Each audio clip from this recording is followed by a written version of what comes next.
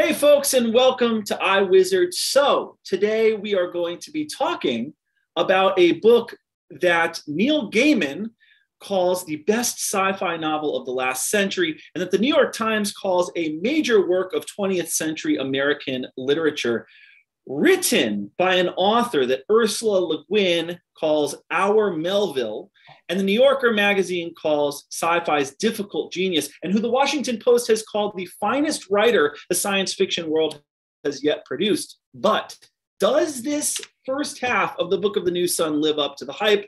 I have a guest here to help me answer that question, whose pores outshine the stars themselves. His forbearance knows not walls nor seas. His perspiration is the gold of his subjects. His name is thrice blessed balm on the scorched brows of his slaves, the supreme ruler of the Commonwealth. His radiance, Christopher Ruocchio, welcome.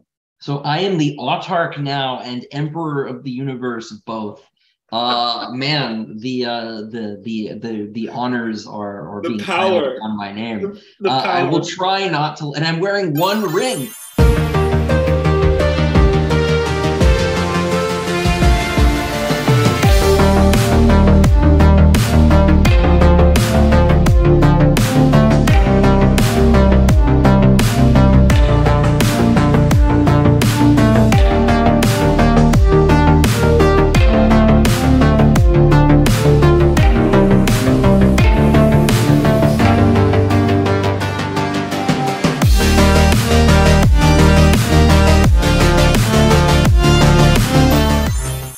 Yeah. Well, thank you for having me. This is going to be fun. Of course. As folks who know even a little bit about me know, I am a huge fan of Gene Wolfe's writing. And as Gene Wolfe rationed Tolkien, I have been rationing Wolfe very slowly since I discovered him about 5 to 6 years ago. And so being able to talk about Book of the New Sun, which is my favorite science fiction novel, is going to be really fun. As I talked a lot about Dune, which is my other favorite science fiction novel, but this one is to me even more special.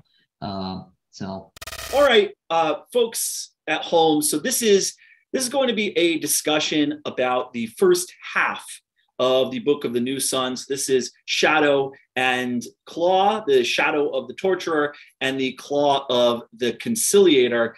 And look, the point of this, guys at home, is not for this to be a spoiler fest, but we thought the only way we could actually have a deep discussion about this book is if we allowed ourselves kind of free reign.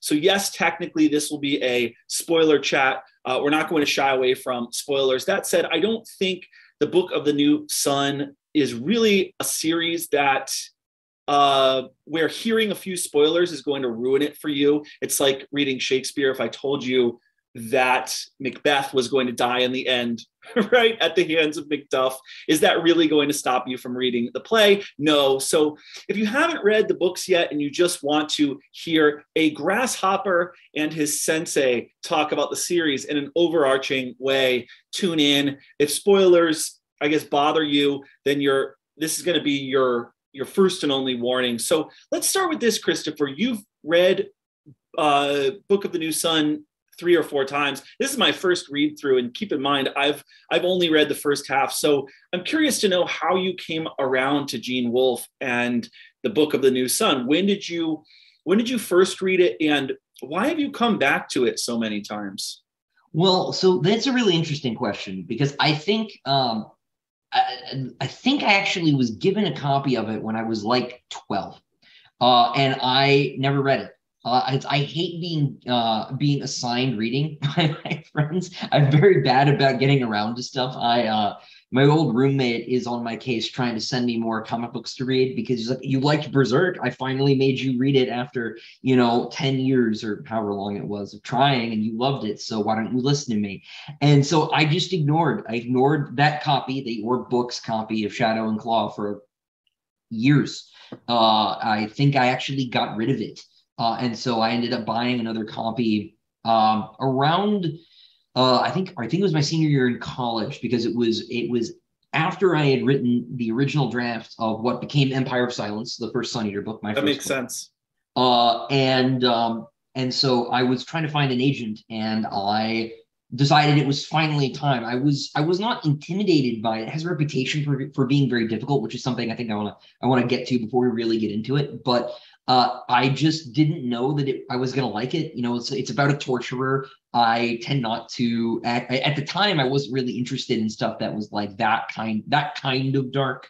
Obviously, as I've gotten a little bit older, you thought it would be grim dark. Tended in that, yeah, I did. I thought it would be really nihilistic and bleak and kind of unpleasant to read, right? In a way that like Steve Donaldson is unpleasant sometimes and most of the time. And that's not a dig on Donaldson, right? Like that's what he's trying to be, right?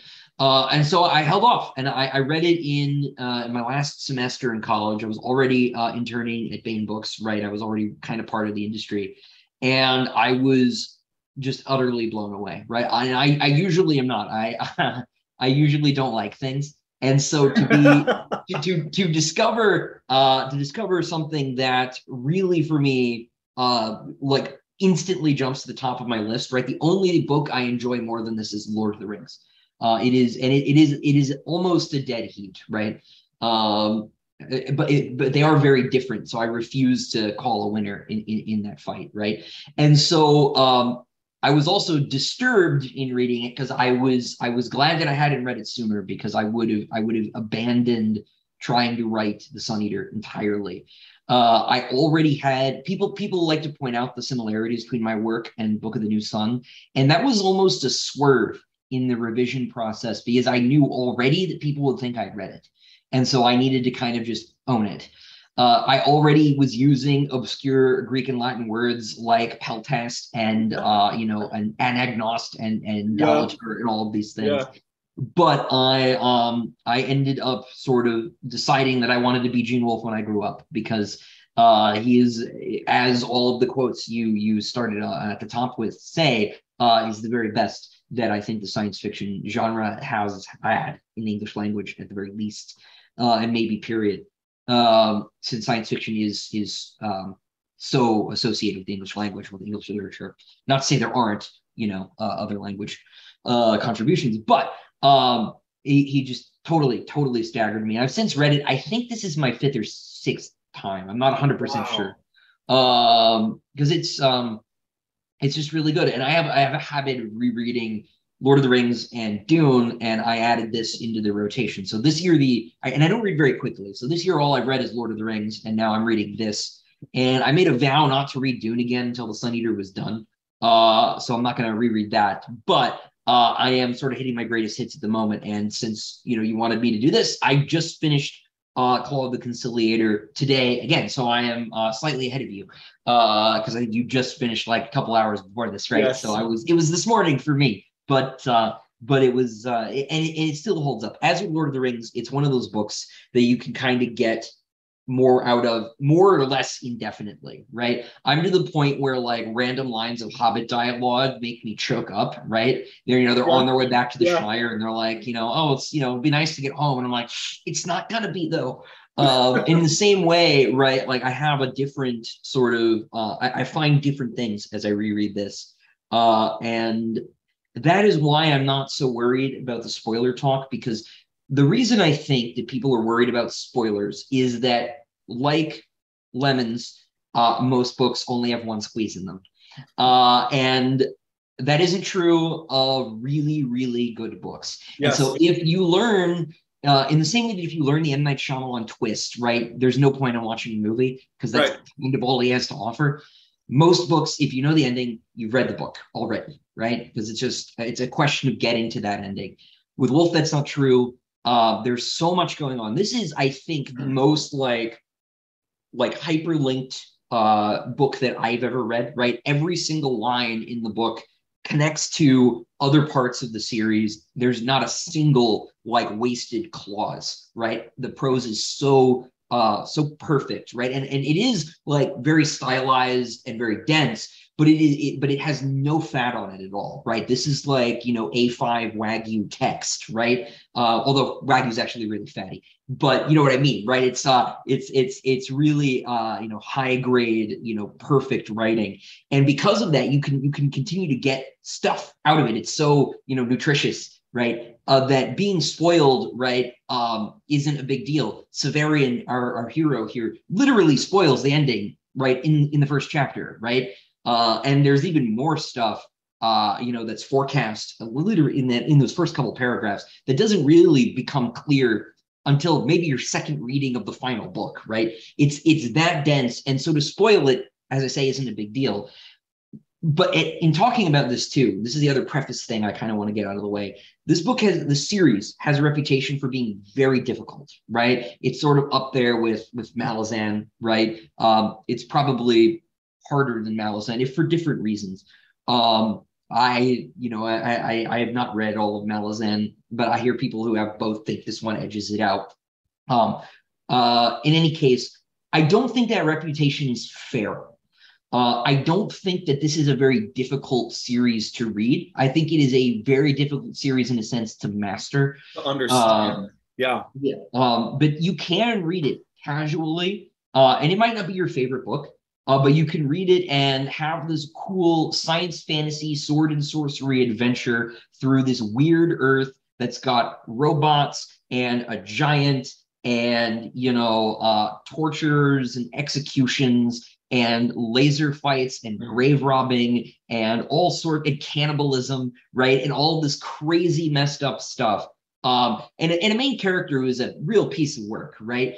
And have a good time, right? And there's even more weird stuff that you haven't gotten to because books 3 and 4 are 10 times weirder than the first 2, right? And so you can totally read it just for that and be like, I'm not sure I got even 30% of this, but like there were some cool moments and I feel smarter because there were some really cool scenes that resonated with me. You can take those with you, right, out into, the unpastured dark and, to borrow or to riff on a phrase. And if you catch one of the deeper things, right, maybe you'll realize like, oh, this story was a pun about Theseus and Master's theses, right? And that's funny, right? Then you'll feel smart too. He is the thing about really clever writers, right? And I don't know if I am one, and I'm not fishing, right, either, right? Is that they make you feel smarter, right? And I think Gene Wolfe is really, really good at that, right? He doesn't put his readers down, he kind of lifts them up with him. And so while the books may fight you, they are puzzles for you to solve and realities for you to experience to riff on Dune, right? And so don't let its reputation stop you. The series is amazing. It is as for as much of a reputation being a Dune fan as I have, this book is, as a work of literature, 100 times superior. And I cannot, I cannot praise Gene Wolfe enough as a craftsman, as a storyteller, as a thinker. These books are unmissable as far as I'm concerned. So there's my review. I don't do book reviews, but this is a special occasion. So there was a lot there, so I want to unpack a little bit of that, which is one of the things that you said that really made me happy was that it's something that I've been trying to convince my colleagues of for years, which is I will have colleagues that will say things like, why are we teaching them Paradise Lost? Why are we teaching them Canterbury Tales? Why are we teaching them Shakespeare? Because it's very difficult for them and they don't understand it. And it's hard for me to teach it, not me, but my colleagues. I've had colleagues in the past who have said that. And my first response, and this is not pretentiousness or this is not me being like an elitist or anything like that, but my point that I always make is no, it is not harder to teach Shakespeare than it is, for example, at the first school I taught at, we had to teach a book by Jodi Picoult. Okay, and there was nothing I could do about it. I had to teach the book. After each chapter, I could not figure out what questions to ask because there wasn't enough in each chapter. When you read Shakespeare, there is a lesson in every line. And whether you're going at the level of, okay, this is written in Elizabethan early modern English, and so there's a whole cognitive task that you have to go through to translate the prose into terms that young people can understand, whether or not we're talking about, oh, this is a reference to the Bible, or this is a reference to, some piece of history. When I teach a scene of Shakespeare, there is each scene elicits 100 different questions. And the only question for me as a teacher is, which questions do I ask and which questions do I not have time for? Mm-hmm. Okay, so in terms of my career as a reader of fantasy, this is the first book that I have read that I felt even came close to approaching Shakespeare. So I want to give a little bit of kind of a story of how I came across this. So for me, as we've talked about in the past, I wasn't weaned on fantasy and sci-fi. I was weaned on classic literature, poetry, philosophy. And so I've always been attracted to Book of the New Sun because, I mean, there are a few reasons. I first heard about this from a New Yorker article. I was just getting into sci-fi, and this New Yorker article called Wolfe, Sci-Fi's Difficult Genius, as I mentioned. And back then, I still had that. What's that? Oh, I've read it. Yeah. Yeah, you've read that article. And at the time, I still had this prejudice, which I would say is still somewhat legitimate, right? That speculative fiction just didn't live up to the quality of even mainstream literary fiction. Like, read John Updike or Richard Ford. I'm thinking of just like mainstream literary authors, Lionel Shriver, Jonathan Franzen, just Jeffrey Eugenides, someone like Donna Tartt even, right? These authors are master prose stylists. Their books penetrate so deeply into the human psyche. The characters are fleshed out. The stories are moving. There's symbolism and a deeper message. And so then I'd go and I'd ask people. So I went to Barnes & Noble once, for example, and I told the guy who works there what I liked. And I asked him, like, who is the best writer in fantasy right now? I want literary fantasy, universal themes, great prose, a textured world, compelling, idiosyncratic characters. Who should I be reading? And the guy, I'll never forget this, the guy was like, well, there's this newish author named Pat Rothfuss, and his second book just came out. This is real literature. You're going to love this. And don't get me wrong, and I know you're in the business, so you don't want to step in the wrong place, but and even to this day, I actually like Pat Rothfuss's books. I'm telling you, I like King Killer Chronicles, Christopher. It's good stuff. Seriously, it's better than 80% of the stuff that's out there. But at the time, I don't dislike it. No. What's that? I don't dislike it. No, I don't dislike it either. But he said, I asked for literary fantasy, and his recommendation was the best writer out there right now is Pat Rothfuss. And so I opened this book, and the book starts out, and it's like, it was a silence of 37 parts. And the first part of the silence was like this, and the second part of the silence was like this. And he's like, it was the patient cut grass flower sound of a man waiting to die. And I'm like, huh? Like, this is literary fantasy? Anyways, I don't mean to rag on Pat Rothfuss. My point is that I finished the book and I started looking around for literary fantasy and sci-fi that was going to move me. Because again, I like Pat Rothfuss. The point is that that's something that we should at least mention about fantasy and sci-fi, is that Pat Rothfuss literally is one of the best current fantasy writers. And so when I read it, I was just thinking, okay, this doesn't feel like, as much as it's like a beach read for me, it doesn't feel like it measures up. And so obviously I read Tolkien, and then I got into Ursula Le Guin and Frank Herbert. And along the way, I've read most of the masters: Stanislaw Lem, George R.R. Martin, Harlan Ellison, Asimov, Heinlein, C.J. Cherryh, Louis Bujold. I know you love Louis Bujold. My point is that I definitely realized there's an amazing wealth of literary quality in speculative fiction out there. But at a certain point, I had heard from probably 10 or 15 people that Gene Wolfe was the real deal. Gene Wolfe was the master. That Gene Wolfe's genius was unparalleled. That Book of the New Sun was a masterpiece. And so I bought the book, Christopher, and I remember I sat down and I read the first chapter, and it totally intimidated me. I read the first chapter and I was like, I feel stupid. I have no clue what's going on. I was just talking to Scott Glasgow, and he was saying, I'm going to get to it one day, but I tried to read the first chapter and I had no clue what was going on. And I had to tell him, and I totally agree with your point. When you get into Book of the New Sun, the first 2 chapters are actually really dense, and you have to piece together what's going on because he just throws you right into it. Then it becomes easier to read. This is not actually that dense of a book.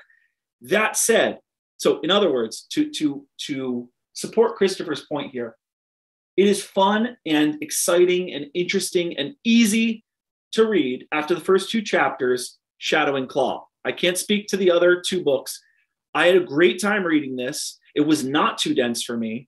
In fact, I've tried to read Stephen Erickson and I did not have the same experience. Yes, it was dense. No, I did not feel like it was at that same quality. I felt like I was reading a gaming manual or something like that, or like a history from the 14th century or something like that, where everything was disconnected and there was no connecting tissue and the characters were undeveloped. Anyways, the point I'm trying to make is, like Shakespeare, you read this for the first time, it is not too dense for you to get through it. You're going to enjoy it. You're going to get a lot out of it. But I suspect that before I read books 3 and 4, I'm going to have to go back and read this again. Maybe. I don't know. And I feel like the second time around, I'm going to get a lot out of it. So that's just kind of like my background to this, is that originally I was intimidated by this book.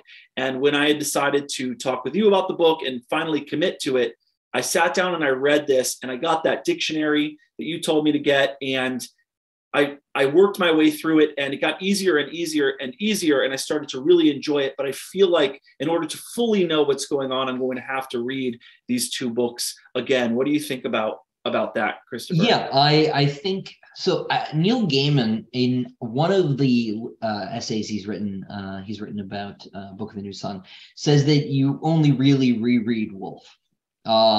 And I think he's right about that, because as I am going through it this time, right, I'm finding that I am finally in a place where I can kind of like half listen, because I listen to the audiobooks for these mostly, which are excellent, by the way. They're narrated by Jonathan Davis, who is probably my favorite American audiobook narrator. I grew up listening. He did a lot of Star Wars books growing up, so I have this weird nostalgic connection, which is a weird. Although he did pronounce the dog that belongs. Oh yes, he says tricycle. Tricycle. It is Triskele, right? Yes, he does goof that, but that's okay. No one's perfect. But his sort of dramatizing is really strong.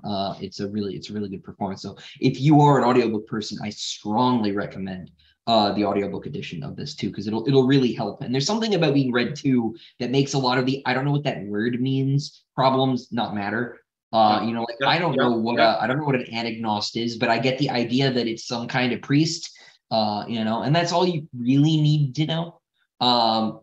Because that's where a lot of the difficulty with New Sun comes in, is simply with the arcane word choices, because Gene Wolfe does not do the sci-fi writer thing and make up words.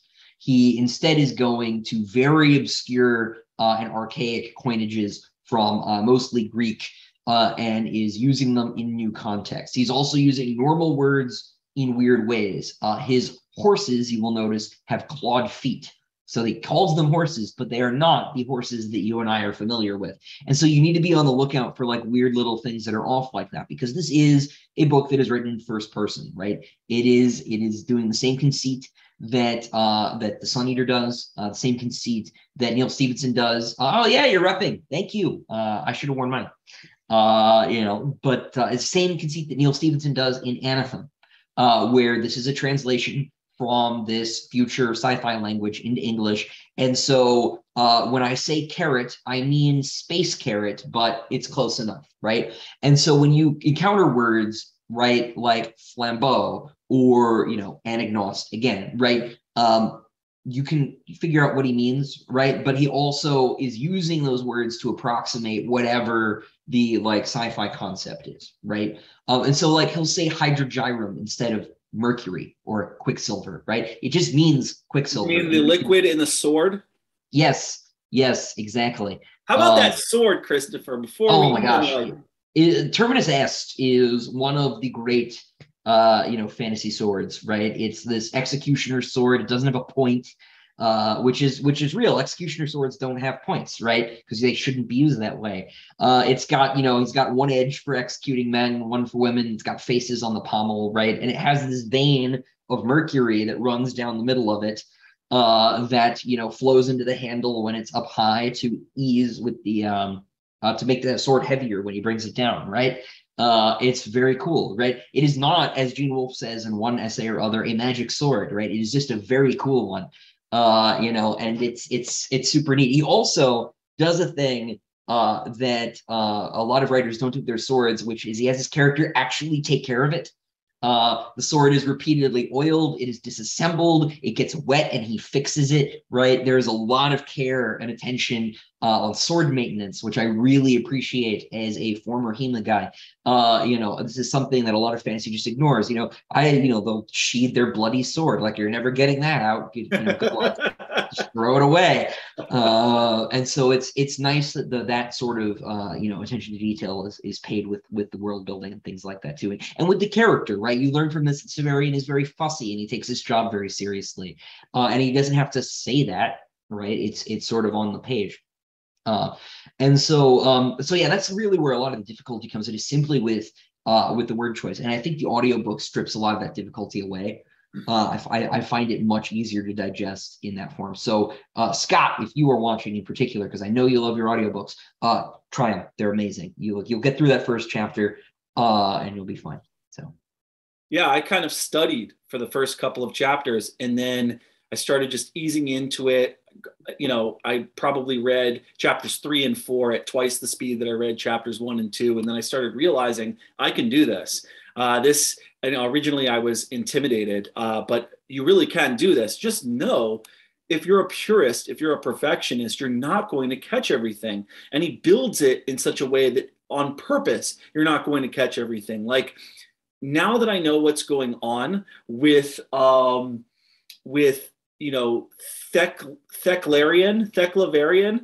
I have to go back and read book 1, knowing that the story is being told presumably from the perspective of Theclarian and more, different perspectives. Yeah, we'll get into it. Yeah, that's a hard one for me to talk about without spoiling anything, right? Because there are more layers to that as well. Okay, I figured. Okay, let me back up just really quickly. I promise we'll get into everything, but one thing that I hear a lot of people talking about is, and I imagine you would know more about this than I would, is this whole dying Earth genre.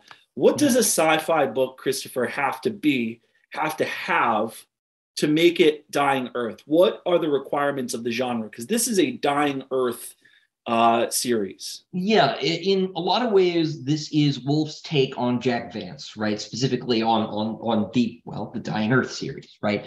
And this is a kind of version almost of the old school Sword and Planet, which we call science fantasy boringly these days, genre, wherein you got, it's sort of it exists at that intersection of like fantasy tropes and sci-fi ones, right? I've done my rant about genre and science fiction before, right? But you've got swords and ray guns, right? This is a world where you're going to see wizards and androids, and the question is, which of these are real, right? Is that really an android, or is it a magic robot, or is the wizard faking it, right? Like, what's the question here? So you'll often see. Did you ever watch Thundar the Barbarian? No. Okay, it is a Hanna-Barbera cartoon from, I think, the late 70s, maybe early 80s. It's sort of in the same vein and style as like Space Ghost or the Herculoids. If you have Boomerang, it is probably on there occasionally. It's like 20 episodes. It didn't run for very long, but it's about a world where like an asteroid tears the moon apart, and the moon causes, of course, the tides to destroy the earth, and earthquakes everywhere. Everything gets ruined, right? And it's set hundreds of years after that, and you have this Conan character, Thundar, right, who has a lightsaber, And you've got your typical like Frazetta girl sidekick, right? And they've got a robot, and they fight evil wizards who have robot legions, and they're wandering around the ruins of like Washington D.C., right? And so there's usually a post-apocalyptic element to it, although it doesn't have to be outright. It can just be the world is now so old that everything has fallen apart, and that's sort of the conceit here. Book of the New Sun is set in a future, maybe millions of years from now, maybe thousands of years from now, where the sun is going out. Now, any science geek listening will say, hold on, the sun has way more juice in it than that. Yes, it does. That's part of the story. The sun is going out for a reason, and this is the fundamental problem. As in Dark Souls, the sun is going out for a reason. Darkness is sort of taking over. Entropy is happening at an accelerated rate to Earth in particular. I think I know why. Does it have to do with the dying ones? Which dying ones? What do you? The dying ones and Abaya. Oh, yes. So yeah, that's not really a spoiler. We talk about this sort of stuff. So there is someone, and it is never really made explicitly clear to my knowledge, an actual wolf expert, someone like Mark Aramini could tell you the answer to this if it exists, has put a black hole in the sun. And it is slowly, a small one, and it is slowly eating away at the sun's material. And the Earth has been invaded by these eldritch horrors that live in the ocean and control people telepathically, and are trying to basically either destroy or subvert humankind for their own nefarious and selfish purposes. And so this is, I told you, there's a lot of weird stuff in here, right? Add eldritch abominations to the list, right? Cthulhu, dead and dreaming, lies at the bottom of the sea, and has armies of communist worker drones, right? And it gets even weirder, right? They're literally there's way more than the kitchen sink in this series. This is the whole kitchen, right? And so yes, there are weird things that live in the water, and they have these servants who are sort of pushing around, various factions of human beings and trying to overthrow the autarch, right, the king, because he is aligned with different extraterrestrial powers who are trying to help humanity. And there's kind of this weird proxy war going on, that the humans are being used. These two factions of humanity are being used and or being helped, depending on your interpretation, by these greater powers. And there's this extra sort of spiritual level that we can tack on top of that, maybe in our next conversation. We'll talk about book 4 when this is made a little more explicit. And so the world is dying, and in this world, and this is not necessarily a staple of Dying Earth stories. The world doesn't have to literally be going out. It just means a civilization is reaching its logical terminus. If I were to give you the TLDR answer, which I have not done, it would be that it is a science fantasy story set at the end of civilization. Whether that's the end of the universe or the end of a planet, it doesn't matter, right? Maybe in a sense you could say like Call Me Conrad even is a Dying Earth story, right? Or obviously Dying Earth, but there's a lot of stuff like this, right? Thunder the Barbarian is like the entry level kids version of a Dying Earth story. So and my friend DJ Butler has a book called In the Palace of Sorrow and Joy, which is a Dying Earth story. It's sort of a buddy cop kind of mystery thriller, and it's not really about the dying of the world, but it's set at the end of a civilization. And it's that being at the end of a civilization that really gives the subgenre its flavor. So yeah, speaking of the things that you mentioned about Book of the New Sun with higher powers intervening and controlling things, it's got kind of a Sun Eater feel going on there. That was one of the accidental points of comparison. Sure. I remember when I was still on Twitter, there was a gentleman who was asking about my wolf linkages, and he asked me about this, and I said, no, that actually a lot of it was something that was already there, which I attribute to both Wolf and my being Catholic. I think that we're sort of dealing in a lot of the same spaces. He told me that was bullshit and didn't talk to me ever again.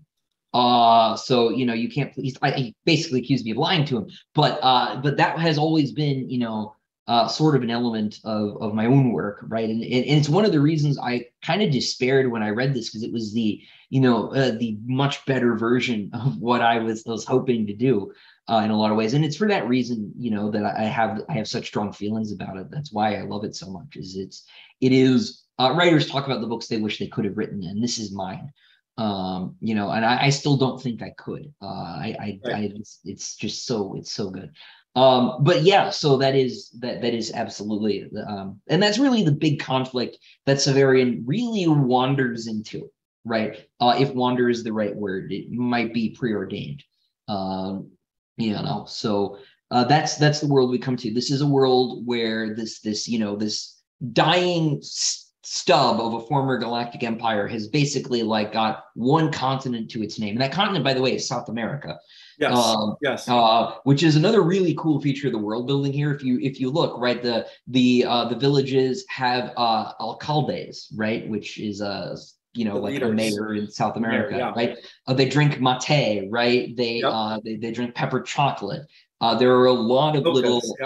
There are a lot of little notes. They will get to a lake where the natives live on floating islands, which they do in Lake Titicaca in Peru, right? That's a real group of people who are real right now that are still around somehow all the way in the future. It's really neat.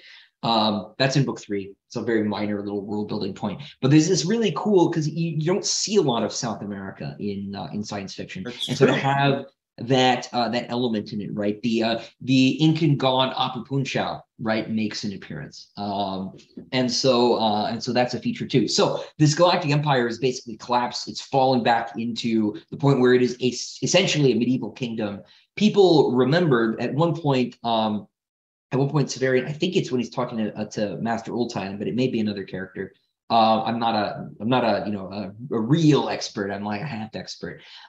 Says we're diminished in knowledge, right? And whoever he's talking to says, no, we're diminished in power, right? We know how to use all of the technology. We just don't have the will, right? And we don't have necessarily the means to use it. So everybody knows how, if you want to learn how to build a ray gun, you want to build an android, you want to do all this stuff, that technology is available. But or the knowledge to recreate that technology is available, but nobody, the civilizational energy isn't there anymore. Humanity is just is going extinct out of exhaustion, basically. And this is a very tired, worn down world. Yes. And that's sort of the space in which even the guild, right? Severian is a member of the Order of the Seekers for Truth and Penitence, right? The imperial torturers, the executioners. And he thinks that is like a real big deal. And as soon as he leaves his keep, nobody knows about it anymore. He gets a few blocks away and they're like, is that like a funny costume? What's going on? Literally, the institutions of the empire are unrecognizable to its own citizens. It's that far gone, right? This would be like a Roman centurion wandering into Germany in like 500 and people being like, what's with the funny hat, guy? It's really that sort of feel, and so that I guess that'll set the stage. One more question on the Dying Earth thing, and we can tie it into, and you can tie it into any aspect of these first 2 books. But I'm just curious, just philosophically, what would you say is the point of Dying Earth? Like, what does the Dying Earth setting or genre enable a sci-fi author to do? What can you say about life and the world in this kind of setting that is unique from other subgenres of sci-fi? Like, what themes does Dying Earth intentionally and always explore? And how does it become a compelling subgenre? Like, why does this subgenre exist? So the thing about what you could do with genres, right, is obviously that there are several levels of depth, right? If all you want to do is make a Hanna-Barbera cartoon about a Conan with a lightsaber fighting robots, you can totally do that. And that is awesome in and of itself, right? For all of my literary pretenses, I love that cartoon, right? Like, I used to get up at 5 a.m. because that was when it would maybe be on Boomer Action, like, which was Boomerang's like overnight thing. So I wanted to catch that or Pirates of Darkwater. I had to get up really early. So like, I could see this. I could just picture it. Yeah. So like dumb, silly, pulp stuff is awesome, right? I don't want to like go so far, up into the ivory tower that I run out of oxygen, right? But you can go as deep as you like. And I think what you can do with Dying Earth stories that's very specific to Dying Earth, right, is explore that idea of exhaustion, right? Civilizational exhaustion, that kind of like even post like decadence in kind of a Spenglerian sense, right? This sort of post-decadent, like Oswald absolutely. Spengler? Yeah. Oswald, yeah, okay. Yeah. This sort of like post-collapse civilization that just has no it's as if your culture is itself geriatric, right? And this is there are ways to do that historically. You can do a story about like the late Roman Empire, right? For example. But this is something that you can really uniquely do, I think, with this subgenre, is explore the kind of the end of cultural time, right? Which is really interesting. And it's something that the series does really well. The other thing that you can do, and you can do this with science fantasy more broadly, Dune does it, despite not being a Dying Earth story, is look at that intersection between science fiction, which is ultimately a genre about the future, and fantasy, which is ultimately a genre about the romantic past. And if you put those things together, then you're making an interesting statement, or I feel I am making an interesting statement in my own work, which is that there is something about the past in the future, right? That there is something about that romance, and there's something too, right, about if you read Tolkien, right, he talks about how he didn't want to write the sequel, right? He didn't want to go too far into the future because he was going to start dealing with just men and their petty problems. He was going to fall into history, I think, is a phrase that he uses, which is a very, very Christian phrase, right? Because we fall in the garden, right, into ordinary time, into, the Old Testament, which gets increasingly, historical, right? You start to recognize names and places as you get away from, Adam that you recognize, Assyria, whatever, right? Egypt. By the way, it would help to read the King James Bible before picking up. I would just recommend it. There's a ton of biblical symbolism and even textual references. Severian Wolfe said wasn't a Christ character, but he is a deeply Christian one. Which brings me to another point about Book of the New Sun. Almost all of the characters are named after saints. The ones who aren't human. They are going to be something else. So if they are named after a Greek mythological character, or a Roman god or something like that, there's something else going on there. So you want to be looking out for that. And what that is saying simply, right, is there's something sacred about human beings, right? Which is the essential point, right? Even though a lot of the characters are awful, just like awful human beings, right? There's still something worthy and worthy of dignity in simply the fact that they're human. That's what Wolfe is saying when he makes the characters have these saint names, right? But I lost my point. Oh, right, which was Dying Earth, right? What you're doing, right, when you're making a science fantasy story at all, right, is you're saying that rather than falling into history, we can climb kind of out of it again and into myth, right? And so this is far enough at the end of time, right, that it's like we can kind of do anything with it from a world building perspective, right? If you want to have wizards in the jungles of the Amazon, you could have wizards in the jungles of the Amazon. And on one layer, that's just a cool pulp adventure, right? Yes. On the other level, you're making a declarative statement that you can, as I say, climb back into myth, right? And in my own work, the sense that you can re-enchant the human universe, right, and get away from the sort of like basic materialism where everything is just atoms and nothing means anything, right? I want to be postmodern in my own work, right, by making specifically this declaration that we can get back to, a world of symbols and meaning and myth, and that's something that this series does very, very well, but it's something that this genre is, I think, well suited to. Dying Earth, famously, is the series that D&D gets its magic system from, right? So D&D doesn't even get its magic system from a fantasy series. It gets it from a science fantasy series, right? Which is in a lot of ways why D&D magic isn't real magic, as Butler and I have discussed a few times. But I think that is the essential sort of thing there, right? Is that you can re-enchant the future as the past was enchanted in our cultural memory. So can we re-enchant? Can we re-enchant the future? This is something that Richard Weaver talks about in his book, Ideas Have Consequences. Can we actually re-enchant the future? Can we reinsert ourselves into this age of myth? Do you think that, like, how are we going to get there? How is that possible? Well, how, I don't rightly know, right? Because the question, the answer to the question of can is yes, right? But like, you're a school teacher, right? It's not can I go to the bathroom, it's may I go to the bathroom? May I please re-enchant the future? The answer to that, I don't know, right? And so maybe, maybe you just have to leave the room, right? Maybe you just have to go anyway, if someone says no.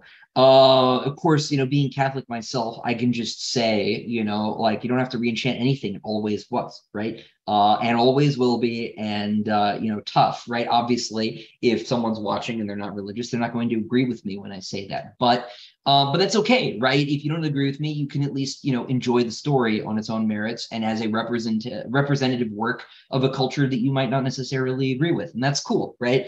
But I don't know, like, in terms of, like, changing civilization, I that's beyond my pay grade. I am a humble ink and paper merchant. So I don't rightly know, but I think it's possible. I think that cultures certainly change, and they can be changed in specific ways. And I think that science fiction can do that, right?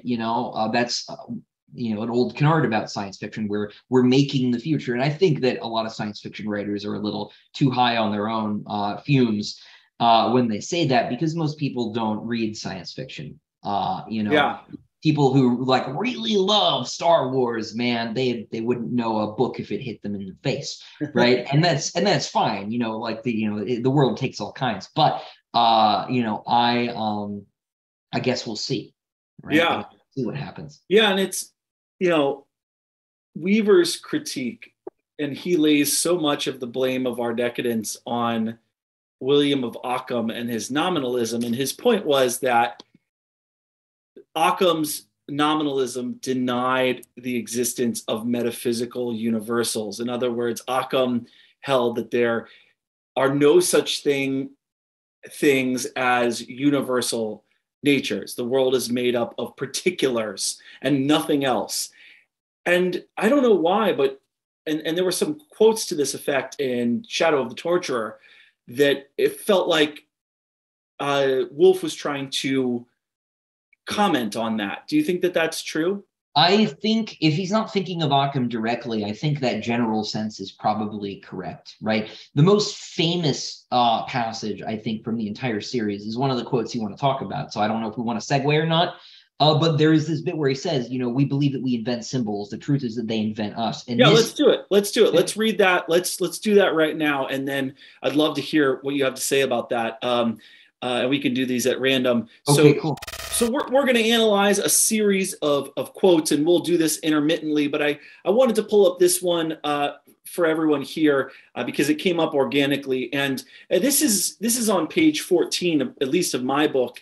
And Wolfe writes, "We believe that we invent symbols," and this is Severian's narration. "We believe that we invent symbols. The truth is that they invent us. We are their creatures, shaped by their hard, defining edges. The would-be sorcerer alone has the faith in the efficacy of pure knowledge. Rational people know that things act of themselves or not at all." What did you think about that, Christopher? I know that's one of his, one of the bumper sticker fridge magnet quotes from Book of the New Sun. Yeah, no, this is usually the one that people remember if they remember a specific line, right? And I think this does go specifically, as I was saying, to the Occam thing, right? Because Occam, when he says, right, they're only particulars, he's saying there are no symbols, right? Which is wrong on the face of it, because what a symbol is, right, is an idea category, right? It's the representation of an idea category that people refer to. And that obviously exists, William, right? Like, there obviously are categories of ideas, right, that can be represented in some way or other, right? They appear in literature, right? Like anybody who writes a novel knows that symbols exist, right? Even if they believe that the meaning is arbitrary or culturally constructed, or merely culturally constructed, I should say, right? Because some things, of course, are, but there's more than culture, right? There's nature for starters, right? There may be, super nature, but that's a whole other thing.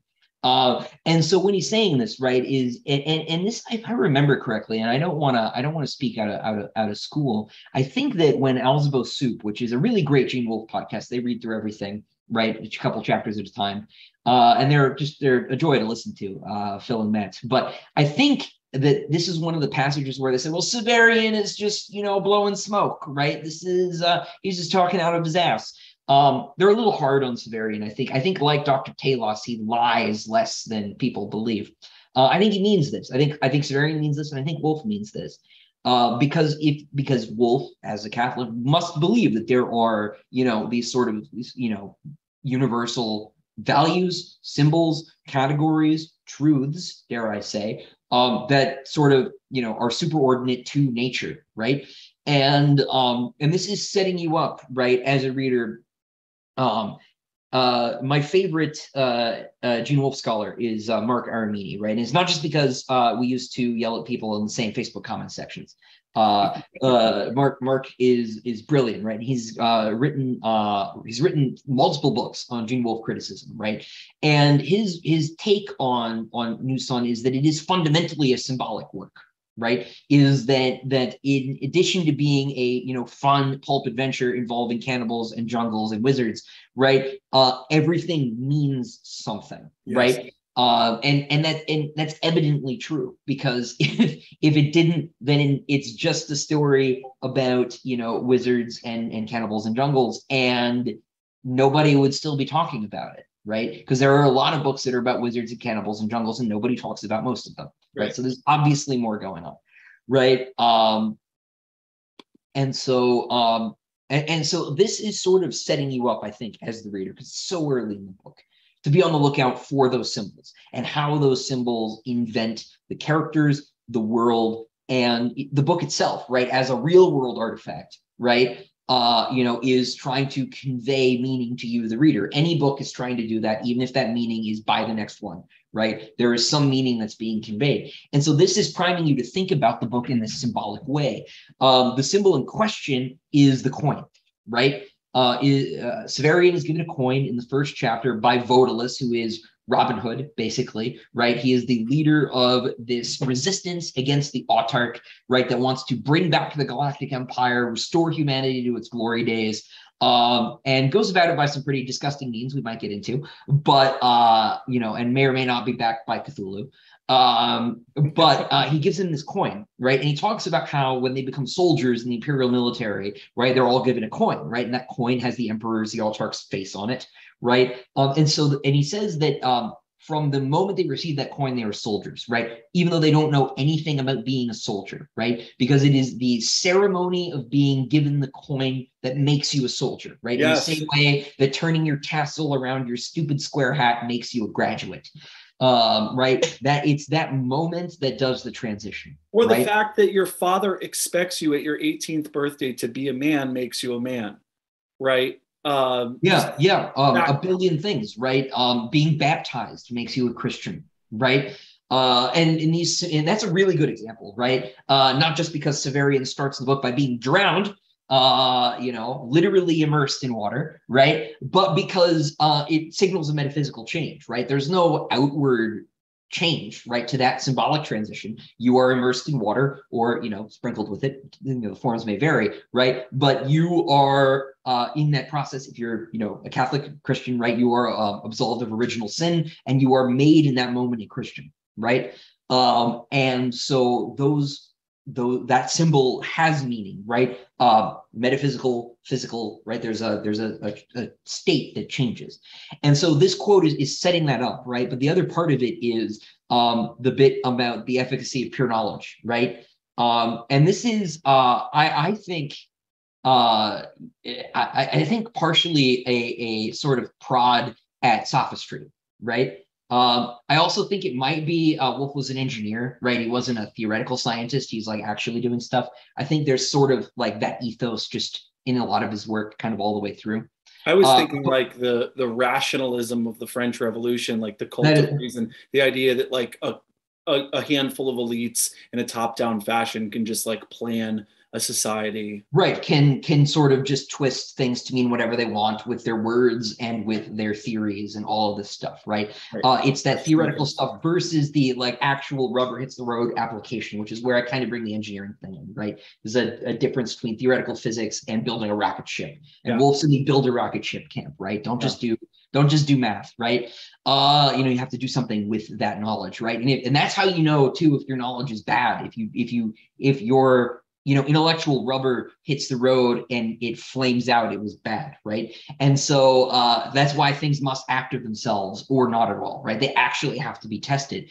And of course, our character is tested, right? He's about to go on this big journey, and he's going to, he's constantly obsessed in the first few chapters about at what point he becomes a man, right? And he keeps saying, it was this moment, or was it this moment? No, it was finally this moment. And some readers uncharitably will say like, oh, it's because he doesn't know, right? And it's an artificial category anyway, right? And I think he's just asking the question. I think he's just asking that question over and over. When does that symbolic transition occur? Because it's important to the story, right? When am I finally, responsible for myself and my actions?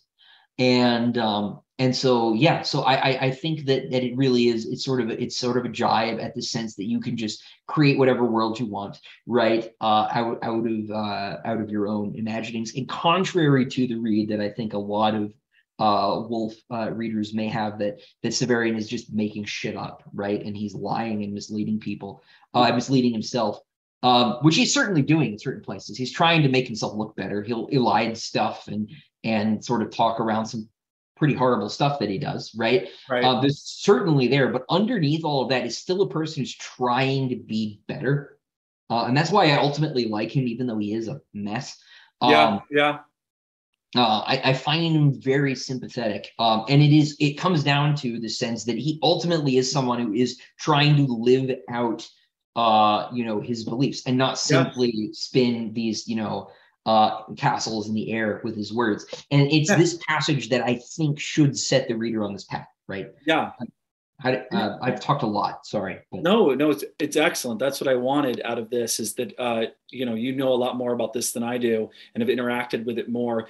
It reminded me, Christopher, when I read that for the first time, I didn't think Severian was BSing at all. I actually thought him wiser than his years.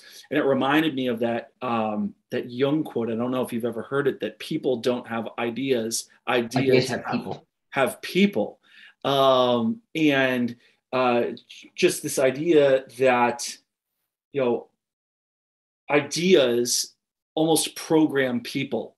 And you've talked to people like this, right? Where some kind of ideology or way of being or mode of thought, or kind of, as Camille Paglia would put it, prefabricated ideology programs people. And that when you talk to certain people, they're algorithmic almost, and you can the ideology programs the algorithm that is the so-called thinking person. And that also, I know all of this is just like scatterbrained thoughts of a new reader. It also, a lot of that quote there reminded me of the fact that every civilization needs a mythos. I know this is something out of Plato's Republic, but just the idea that we are not these Nietzschean, supermen who are capable of creating our own values, right? And becoming who we are and all of this. In a sense, we are what has already existed, in a sense. Like every civilization needs a mythos because we need a kind of grand meta narrative, right? And that kind of, it's interesting because a lot of people have said that Book of the New Sun is postmodern, and it didn't strike me as postmodern exactly. It is stylistically, right? Stylistically, in the sense that it's fragmented and it's non-linear in a sense, and there's all this stuff being played with in terms of time and stuff like that. But the values and the assumptions that underlie the story are not postmodern. Not remotely, no. But he's stylistically reminiscent of like Joyce, right? Yeah, obviously, yeah. And I think that's really all there is to the Wolfe is postmodern thing.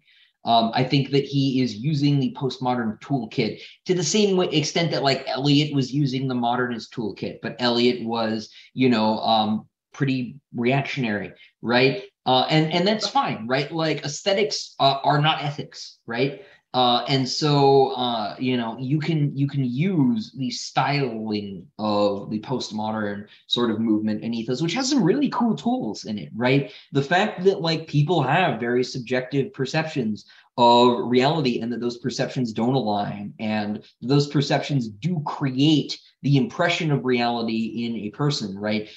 Is true, right? Obviously. But that's why, right? Postmodernism in so many ways just reinvented pre-Socratic sophistry, right? Because this is like the wheel is turned around and like we're like this close, like Socrates to Electric Boogaloo, right?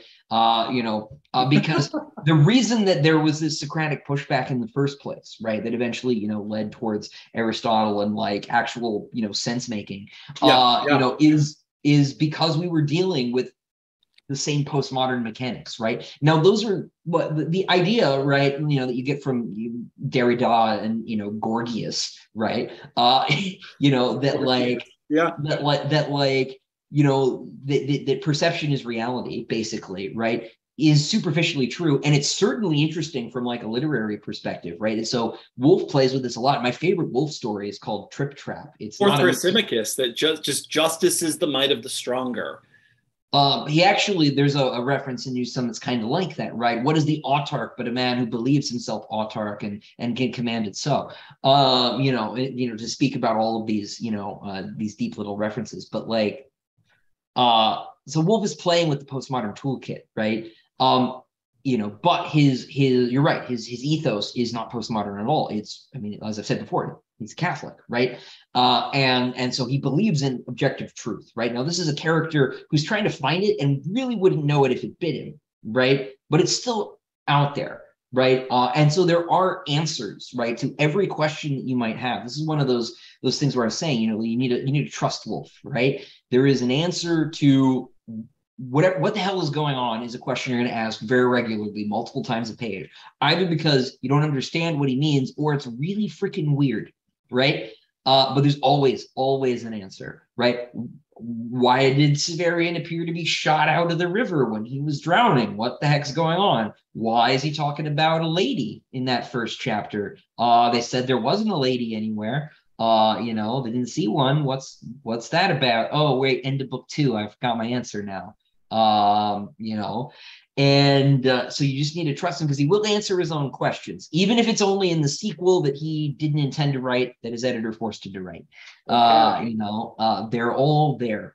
And so this talk of symbols really kind of initiates you. It hands you your own coin in a sense as the reader, and tells you, you're a Wolfe reader now, whether you like it or not. And though you know nothing of the management of this damn book, you will, good luck, right?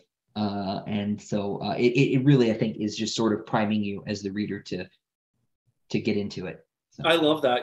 I might have to title this "You're a Wolfe reader, whether you like it or not," or maybe I'll put that on the thumbnail because that's how I felt, man. I don't know. Something's changed within me reading Wolfe. It's just been so profound.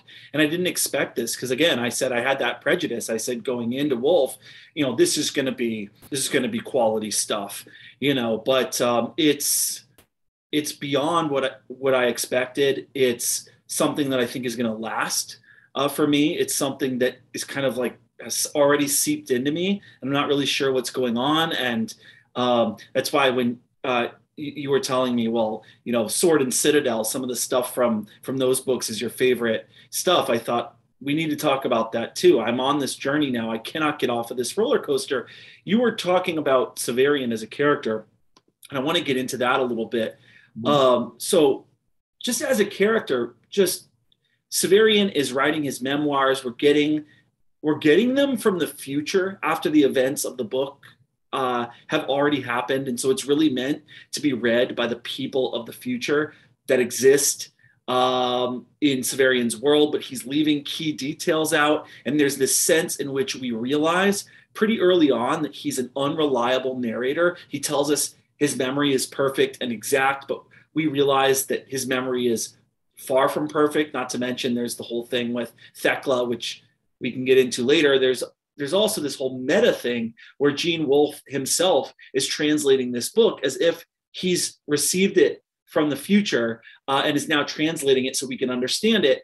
I don't know how Wolfe would be able to translate it, but so this is so a brief note about that. Yeah. How he gets a copy of the book is actually explained in the text. There is a little bit of a bootstrap paradox thing going on. Oh, with the No, you haven't seen it yet. It's in the answer is finally spelled out. You can get it in book 4, but the sequel book will actually give you the answer outright. Okay. In like the first couple chapters of book Okay. 5. So that answer is in there. But that's like the level of like meta weirdness, right? Is that the author and the version that you're reading, right? Because it kind of, by doing that, he's saying this is our future, right? Although there's also a case to be made that it's actually the future of like an earlier cycle of the universe too, right? There's sort of a cyclical nature of time thing here. Yes. So he is embedding you in the story, right? By making this an artifact that you're receiving in translation, right? Which is even more sophisticated, right, than just the simple like future translation gimmick that like I do or Neil Stevenson does. For for all the people who say, oh, I got the gimmick from Gene Wolfe. Gene Wolfe's gimmick is way more complicated. The Slater is not a meta text that is time traveled. Right. No, right. So there's a lot more going on there. I feel bad for you to some degree because NIKKI and I, my wife and I, were writing this fantasy novel together, and we've come up with a bunch of ideas. And because writing a novel, especially your first novel in a new fantasy world, takes so long to construct and devise of and kind of conceive of, we've read fantasy novels that do things that we've already come up with that we couldn't have known about, right? And so it's kind of like the coin in Empire of Silence. Like, you hadn't read Book of the New Sun at that point, so but of course, the coin that Vodalis gives Severian very much reminds me of Empire of Silence, but you hadn't read the book at that point in time. And that was the case we had to change a bunch of things after we read certain books because it would seem like we came up with the idea, but rather it's actually it's closer to the truth that, you and Gene Wolfe are Catholics, you have a similar intellectual set of interests and background. And that is, in fact, in large part why some of your ideas are coming out in a similar way. Yeah, and I would encourage anybody who is writing their own book, right? If you encounter an idea somewhere else, to just stay the course. Okay. I won't say which movie or which scene, but I was in a movie theater once, and there was a sequence in the science fiction film that I had planned for my last book. And it was the day this movie came out. I screamed and hurled my empty soda can over the empty rows in front of me and just sat there while my friend was like, what's wrong with you? And I'm like, nothing. I wrote like a 3,000 word email that I didn't send to my editors saying, hold on, do I need to like completely abandon, my whole process here? And so, it happens, right? And that's actually a good sign, because those symbols exist superordinate to us as individual writers and readers, and that these archetypes, right, to use a Jungian word, recur, right, unconsciously without you knowing about them, right, is to be expected because things act of themselves or not at all. Back to that point of we believe that we invent symbols. The truth is that they invent us. But I want to get back to Severian and the narrative, and just to sum that up and just say that this is a really complicated book narratively, and it's complex in the meta sense. But if you pay attention, you can begin, at least for me, I can begin to see the cracks in the story. And I think it's possible in retrospect to get a sense of when and how the narrator is being unreliable and the different meta elements of the story. So I just wanted to ask you, Christopher, why you think it's important that Gene Wolfe writes the story like this, and also like, why does he do it? And I guess just to add on to that, to make it more complicated, is how would you describe Gene Wolfe's style? So the first word obviously is dense, right? But to be technical, he has what's called a hypotactic writing style, right? Which is a big, scary rhetoric word. It means that his sentences are themselves complex, right? He's not like Hemingway. The day was hot, period. The beer was cold, period, right? Which is also a really it's as complicated in different ways to write simple sentences. But Severian will go on digressions. There are parenthetical asides, right? The sentences are themselves really sort of tied in knots, right? But despite that, if you read them slowly, right, they come out pretty clear. He uses this postmodern toolkit, right? Everything's kind of perceptual. Severian will totally like skip over things that you think he shouldn't, right? You can tell when he's not saying something. He will often he'll do something horrible, and then he won't acknowledge that he's doing something horrible and then just move on and expect you to forget about it, right? So there's a lot of elision, right? There's a lot of stuff that's just cut or skated over. And so there's a lot of gaps for you, the reader, to fill in, right? And to guess at. And it is because ultimately people think that what makes writing difficult is like word use, is like how many $5 words do you have, right? And people often think that's what makes writing bad as well. Lovecraft's prose gets made fun of because he says cyclopean a lot. And it's deliberately archaic, even in its time, and it's clunky, and no, Lovecraft's prose isn't clunky. That's not the issue with Lovecraft. Lovecraft's issue is that he doesn't trust his readers. He explains everything. He doesn't believe that you'll understand what he's talking about, because Lovecraft fundamentally thinks that he is the world's smartest man. Wolfe knows how smart he is, but doesn't need to remind you of it. He doesn't need to treat you like you're a dummy. And so Wolfe, ultimately, if I really had to pick one word to boil it down, is that he trusts the reader, right, to figure out what's going on. And if you don't, that's okay too, right? And it's that sort of trust and that even-handedness, that sort of sense of, what's the right word? Maybe reservation, right? He's able to be reserved in these, like, while still writing these really dense, complex sentences that have a lot of information, and he still holds back, right? He doesn't treat the reader like they're dumb, right? And that leads him to make a lot of really difficult choices, right? Really complex choices. As for why the story needs to be this way, I think it's just because he likes to give the reader puzzles, right? There are lots of public appearances from cons and stuff. You can see where he said he likes to give readers puzzles. He likes to make sure that they are getting, their money's worth, basically, right? Like, I want to write the best book that I can write, which just happens to be really good, right? He didn't say that, that's me. But, so in choosing to do the first person narrative, right, he is taking the easy route to objective truth off the table, right? You're going to have to look for meaning, right? Because he's not going to just tell you. Severian's going to tell you some things, but that's Severian telling you things. The Severian isn't the brightest bulb in the pack, even, after he gets some extra bulbs added, right? Because Severian also, and this is going to be a spoiler, right, is not one person. Severian is a composite, actually, of several people, but mostly of two, because now it's two. Yes, it is. He's explained two to you so far, but there are other people, and you can be on the lookout for them. But basically, to talk about the first two books, he engages in an active ritual cannibalism using a medicine, right, that is made from an alien. That allows him to absorb the consciousness of someone by eating a bit of their flesh. The Azabo, right? The wolf. The Alzabo, yes. Creature. It's from this planet.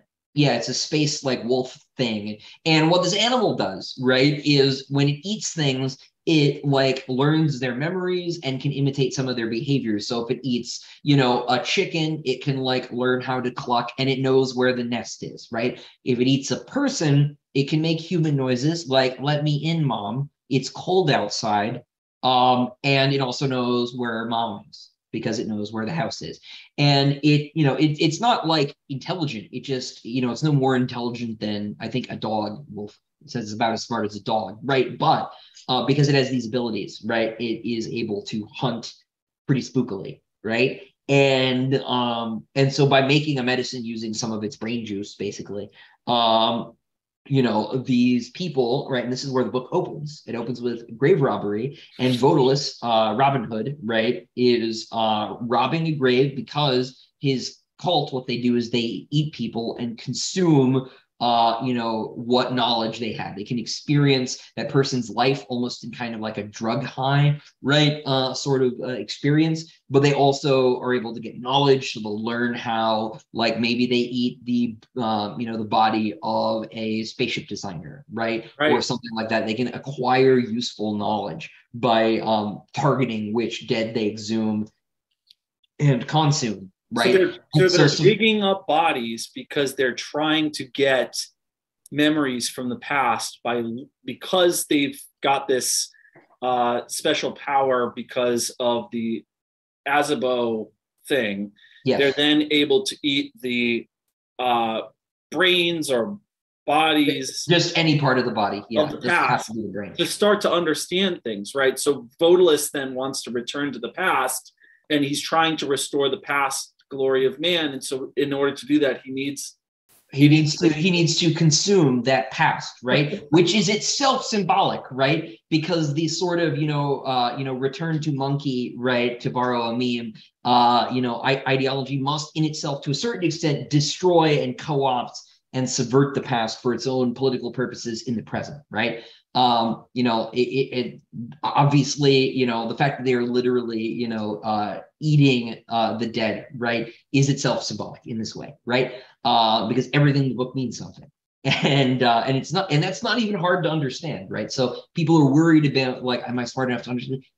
Eating dead people, right? Destroying the past and turning it to your own purposes. Not very complicated. Next, right?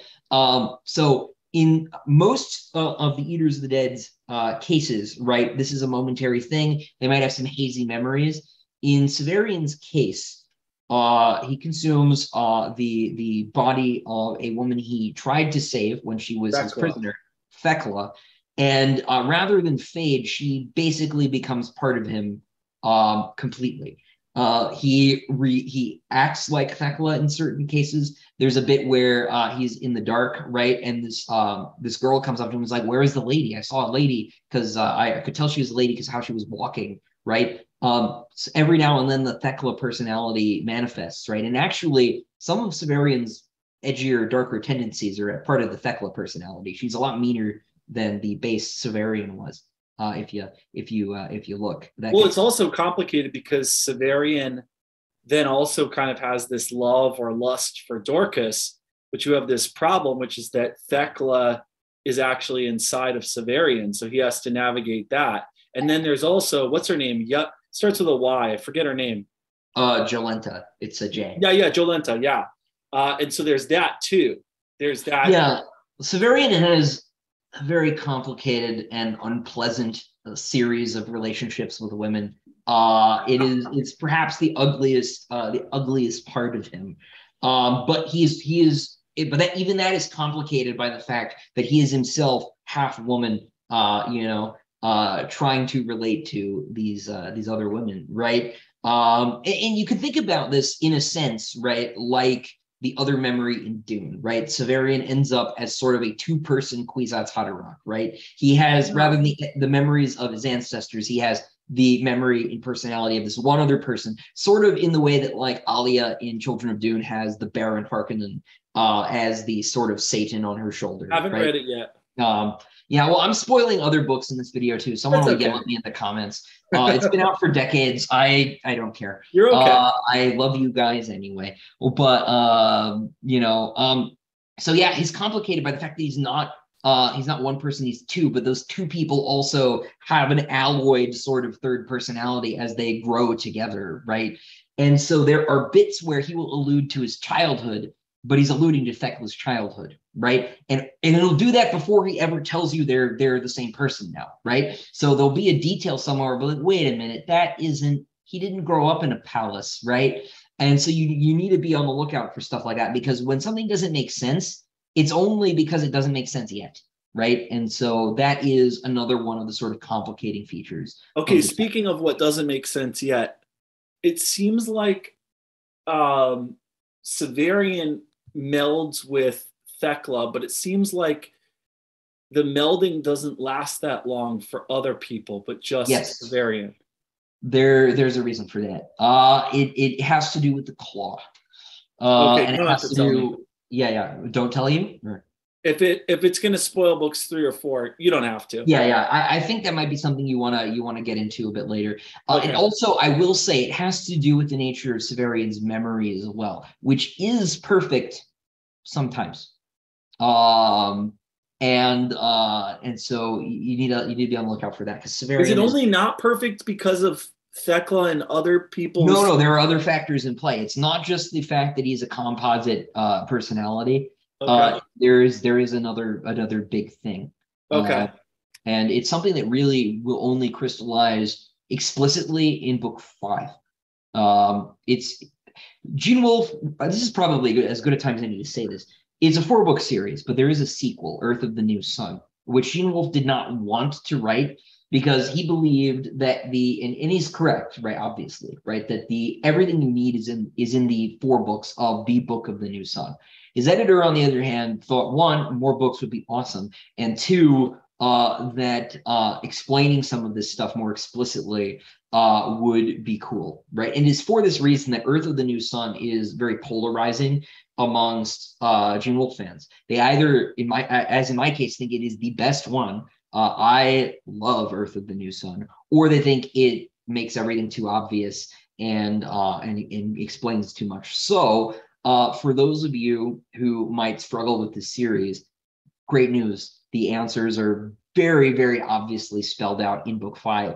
And if you don't want the answers obviously spelled out, I have more great news. You could skip it and still cleave to the author's vision. But I will say book 5 is amazing. It's got space adventures and time travel and robots again. So, 100% recommend Earth of the New Sun. But yeah, so there is more going on.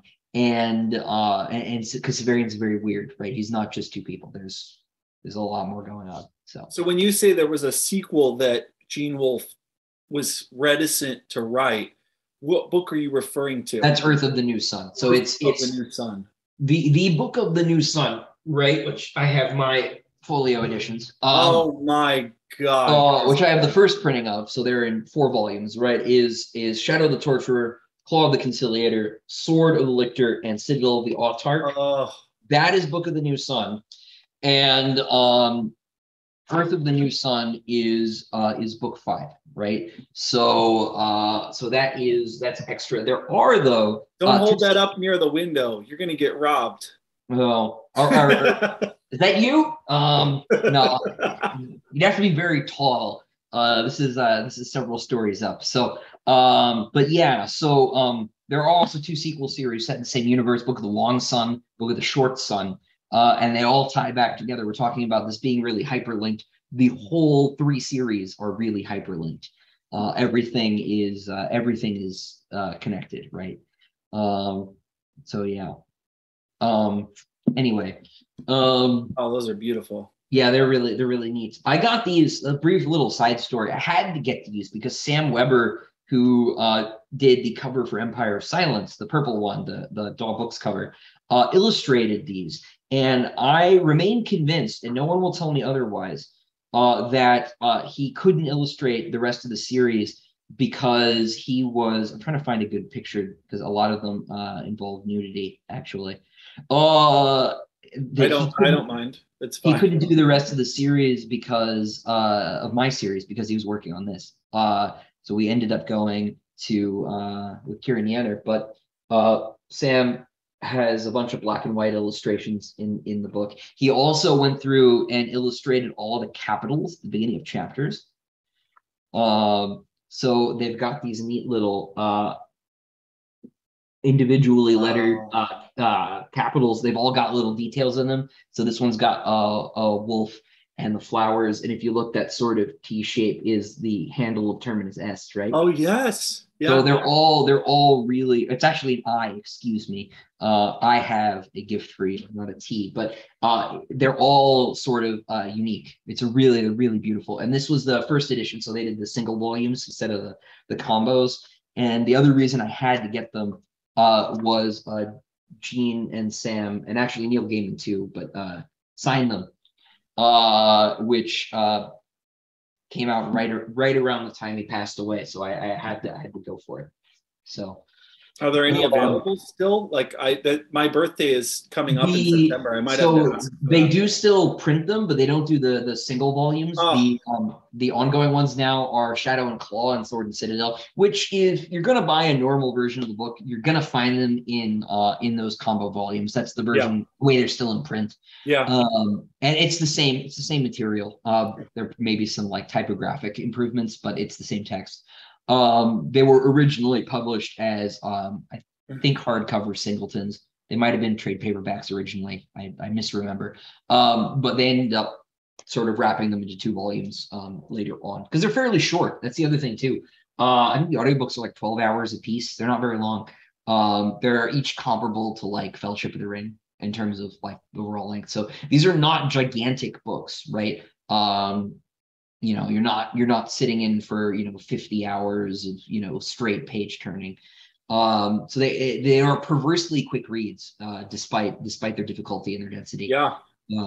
You can really clip through them. I got through Claw listening to it in about a week, which is fast for me. So, but anyway, yeah. So Severian. We were talking about Severian before I digressed with show and tell. Yeah, no, I had asked you about Wolfe's style, and I can share the way that I felt, though. Again, I have so much less experience with this series. You said, this is like the 6th time you've read these books, and you read Claw in a week. Okay, Christopher, I read Claw in like 3.5 days or like 3 days. Okay, just to get ready for this, because it took me, because I was so intimidated. When I started Shadow, I was, as I told you before, my brain was exploding. And so I was doing all of this research. I have a pretty extensive home library. So I was going through my Dickens and my Bible and all of this stuff. And I was realizing I was kind of wasting time. And I spent like 2.5 weeks on Shadow, and I probably spent 3 days on Claw. Okay, so that'll tell you what my reading experience was like. But I guess just, you were talking about style. One of the things that stood out for me was just sort of the coiled, tightly packed nature of Gene Wolfe's prose. In the same way that you can read Dune over and over and over again. And I'm not saying Dune is like Gene Wolfe or anything like that. They're very different. Yeah. What's that? They're very different. They're very different. I wouldn't even compare the two, except to say, in this one sense, that you can read it over and over again and it never gets boring and you always get something new out of it. With films, this is true of the first 3 Star Wars films. You watch it over and over and over again and it never gets old and you're always getting something new out of it. And I feel like that's true of Book of the New Sun so far as well. I'll have to reread these books, but my point is that just reading through these books, it took me a while, not because it's so dense that you have no idea what's going on, but because, like Shakespeare, there's so much packed into every sentence. There are so many allusions, so much meaning and symbolism. And then what's crazy is that he's so disciplined as a writer. When you get to the end of book 2, you almost have to go back, as I said before, and reread the whole thing because you keep learning things. It's very metatextual that make you question what you thought you knew. I opened the Shadow of the Torturer, and right off the bat, at the very beginning, chapter 1, Draught's combat, his con job with the volunteers very much reminded me of Tom Sawyer, especially because in chapter 9 of Tom Sawyer, Tom and Huck go out to the cemetery to do mischief, and they encounter a trio who have just robbed a grave. And then as the boys are hiding out in Tom Sawyer, they witness an argument between thieves that leads to a murder. And then I don't know why, but Dr. Talos and Baldanders also very much reminded me of the Duke and Dolphin from Huck Finn. And so there were just so many. Don't even get me started on Dickens. Like, I don't know if you know this about me, Christopher, but I'm a huge Charles Dickens fan. My favorite novel of all time is Great Expectations. And right off the bat, there in Shadow, you have Severian meeting Vodalus in the necropolis. And I don't know if you've read Great Expectations, Christopher, but this scene is like identical to the first chapter of Great Expectations, where Pip goes out and encounters Magwitch, who is this rebellious convict, and it's in a graveyard. And just like Severian, Pip is a blacksmith's apprentice, and he's also an orphan, and he has to steal food from his sister, Mrs. Joe Gargery, to feed the convict, and he has to keep it hidden, just like Severian has to keep the coin hidden until the next morning so that he can sneak out and like feed this guy. And it's just so similar. Pip is up in his room, scared to death that someone will find out that he's helped this convict and that he's like stashing food. And there's a very similar scene in Shadow where Severian, again, is given this coin of the Autarch that he has to hide in his cloak. And there's a scene in Great Expectations where Pip has to stuff a crust of bread down his pants. And then he goes up to his room and he's afraid that someone will find him out. And then the next day, Pip goes out to help the convict, and he's paranoid and he thinks he sees people who are out to get him, just like the scene where Severian nervously goes back out to the graveyard to visit the mausoleum, and he's paranoid and he's seeing the enemies of his cause basically in everything. And he imagines that they will trap him in the mausoleum. That exact same thing is strikingly similar. It happens in Great Expectations. In fact, Pip is actually given a coin that is delivered to him by some guy who's working for his convict as a token of thanks for his kindness and stuff like that. And so Valeria reminded me of Estella, and the Atrium of Time reminded me of Saddest House. And there were all of these lines that reminded me of like Shakespeare, when Valeria says something like, I'm the sisters we breed and the sons, right? If you've ever read Twelfth Night, Viola says, I'm the daughters of my father's house and all the brothers too, right? And in the beginning, the library reminds me of Jorge Luis Borges. Yes, Borges. Yes. Ortan is based on him directly. Okay. Because Borges became director of a library in Argentina and started to go blind. And he went blind. Yes. And of course, he wrote the Library of Babel. Okay, right? This is a nerd fest right now. Yeah, which exactly that, right? Borges is a writer that Wolfe's fairly comparable to, particularly in the way they use that postmodern toolbox, right? Right. Despite not being ethically postmodern at all. The Library of Babel, right? Yeah. The library. And Severian has some tendencies that are reminiscent of Funes the Memorious, right? Where he, gets paralyzed by his own. There's a bit where Severian is literally like daydreaming so hard that like dudes sneak up on him and like put a bag over his head because he's like overcome with his own like perfect memory, right? Yeah. Which doesn't happen beat for beat in Funes, right? But the fact that this what was that? Vodalis's men? Is that what you're talking about? Yeah, where they sneak up on him and claw, right? But the fact that he's so paralyzed by his own perfect memory is a Borges thing, right? Yeah. And you missed the obvious one too with Dr. Talos and Baldanders, right? Is they are Victor and the monster from Frankenstein. Really? Yes. There's more to it. Yeah, of course he is. Christopher, I was not thinking of that. I was thinking of Nathaniel Hawthorne's The Birthmark. I don't know. I don't know Well, why I was no, thinking of that. The birthmark is it's the same thing, Christopher. It's this mad doctor, and he falls in love with this woman, and she's utterly gorgeous, but um, there's a birthmark on her. There's only one thing that's imperfect about her, and it's a birthmark. And so this guy's a mad scientist, and so he goes and operates on her to try to remove the birthmark, and by doing so, he kills her. And it very much reminds me of Dr. Talos and why am I forgetting her name? Jolenta. Jolenta. And the kind of rape scene with and just her beauty and her need to maintain perfection and the fact that it kind of like mars her and all this stuff. Yeah. She's man. That's a difficult character. But yeah. So there's the Frankenstein thing, which actually gets called out pretty explicitly. I can't remember when. Thought it was in Claw. It might be in Sword. But this goes back to the symbols thing, right? The fact that these characters, his characters, are re-articulations of characters and archetypes from other works of literature very deliberately, right? Is itself about that, the sense that like there isn't anything new under the sun, right? New or old sun, right? These things are getting sort of, the wheel is turning around. These things are being reinvented, right? And are being rearticulated in history. This is sort of because he's also doing advanced pastiche, right? By making Dying Earth in the first place. There are a billion other little references like this in the world building and in the characters. I'm trying to think of another good example off the top of my head. But obviously, right? This is a huge one. But the act of cannibalism, right? The consuming of the flesh and blood, right?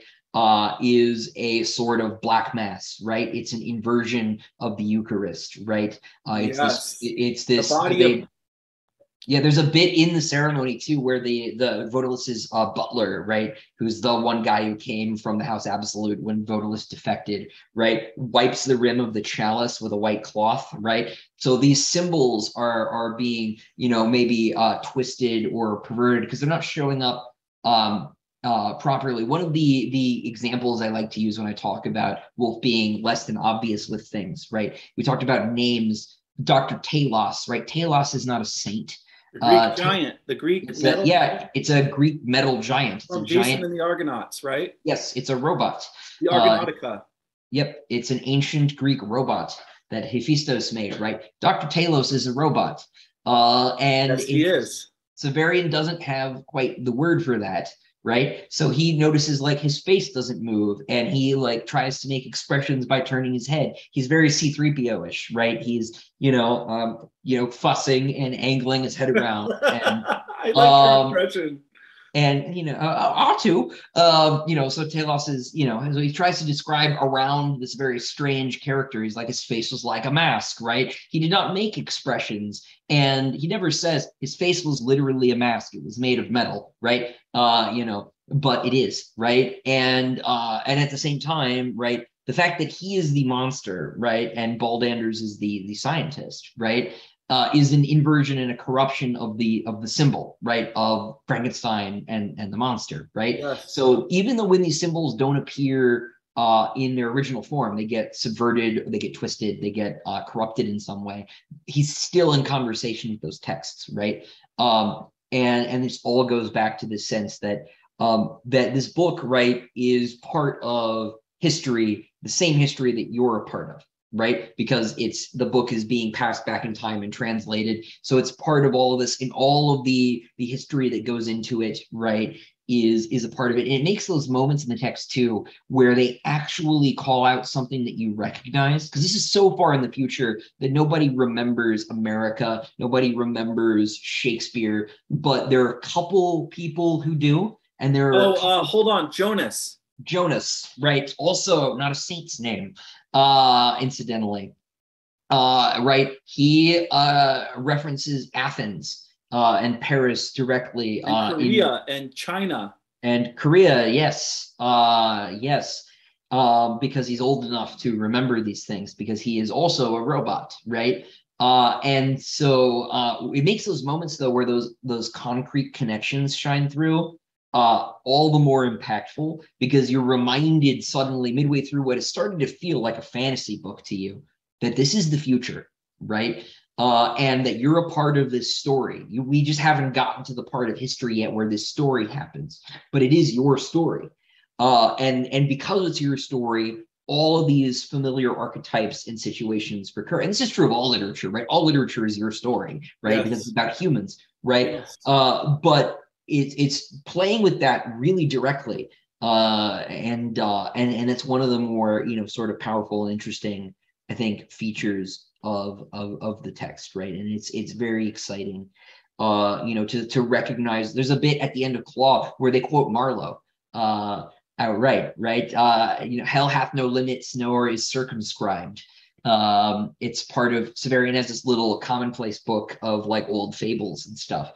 And he's drying it out because he's been soaked, right? And the pages are flipping. And because he has a perfect memory, when he sees a page, he remembers it forever. So he's like writing a bunch of little quotes, and they're all quotes from old things. I can't remember what the other one was, but the Faust quote from Marlowe leaped out. That's very special to you because we have Christopher and we have Mr. Hadrian Marlowe. And right, which is of course why Hadrian's last name is Marlowe. It's a joke about me, but yeah, so seeing a Faust quote there is nice. I will note the other really concrete connection to my own work here that was totally an accident is the patron saint of soldiers in Book of the New Sun is Hadrian, which I noticed this time was like, oh shit, awesome. That was new to me. So that was something that was a nice discovery this go round. I did want to ask you, and just because you were just talking about it, so going off of the setting, so this book, as we've talked about, takes place deep in the future, probably a million or maybe even millions of years in the future. I don't even know, really. Yeah, and to a certain extent, it doesn't matter either, right? Right. Yeah, because we're so disconnected from our history that the degree to which we're disconnected is kind of irrelevant, right? That's true. So basically at this point, the sun has dimmed and cooled. It's now this deep red color. We know that aliens have come into contact with us many times. We still have access to really sophisticated technologies, but for some reason there's been a decline. By the way, you were saying this earlier, but I didn't want to interrupt you. If you're interested in this whole theme of decadence and the decay of culture and the decline of like moral values or the decline of civilization, you should read Jacques Barzun's From Dawn to Decadence. I actually have that, and I actually have read it. I don't know how I plowed through the whole thing, but I did a number of years ago. I believe it won a National Book Award, either that or it was a finalist for the National Book Award. And it's basically charting Western civilization from 1500 all the way up to the year 2000. And Jacques Barzun was like 93 or 94 when he wrote this book. And it's one of his best books, and it's one of the things he's most remembered for. So if you feel like you're 70 years old and you're giving up, Jacques Barzun was writing books when he was like 100. But that's awesome. That is the dream right there. So that's the dream. And his books, like in his 90s, were the best books that he ever wrote, which is kind of incredible, but it's actually true if you want to like look it up. But there are these, so we're so far in the future, we're talking about the setting, there are these giant Lovecraftian monsters that inhabit the ocean, and we know that there are higher dimensions and different universes, and yet most of the science fictional elements, Christopher, are kept away from the reader. I mean, for most of the novel, and I wasn't expecting this, it feels just like medieval times, or as it's put in the story, the Dark Ages, right? Or it's like Roman Empire meets medieval times, right? Yeah. And so I just wanted to know, like, what do you make of that? The fact that it's so far in the future, but it's like the Dark Ages. And so essentially, what do you make of the setting, and why is the setting the way that it is? Well, this takes us back to the Dying Earth thing, right?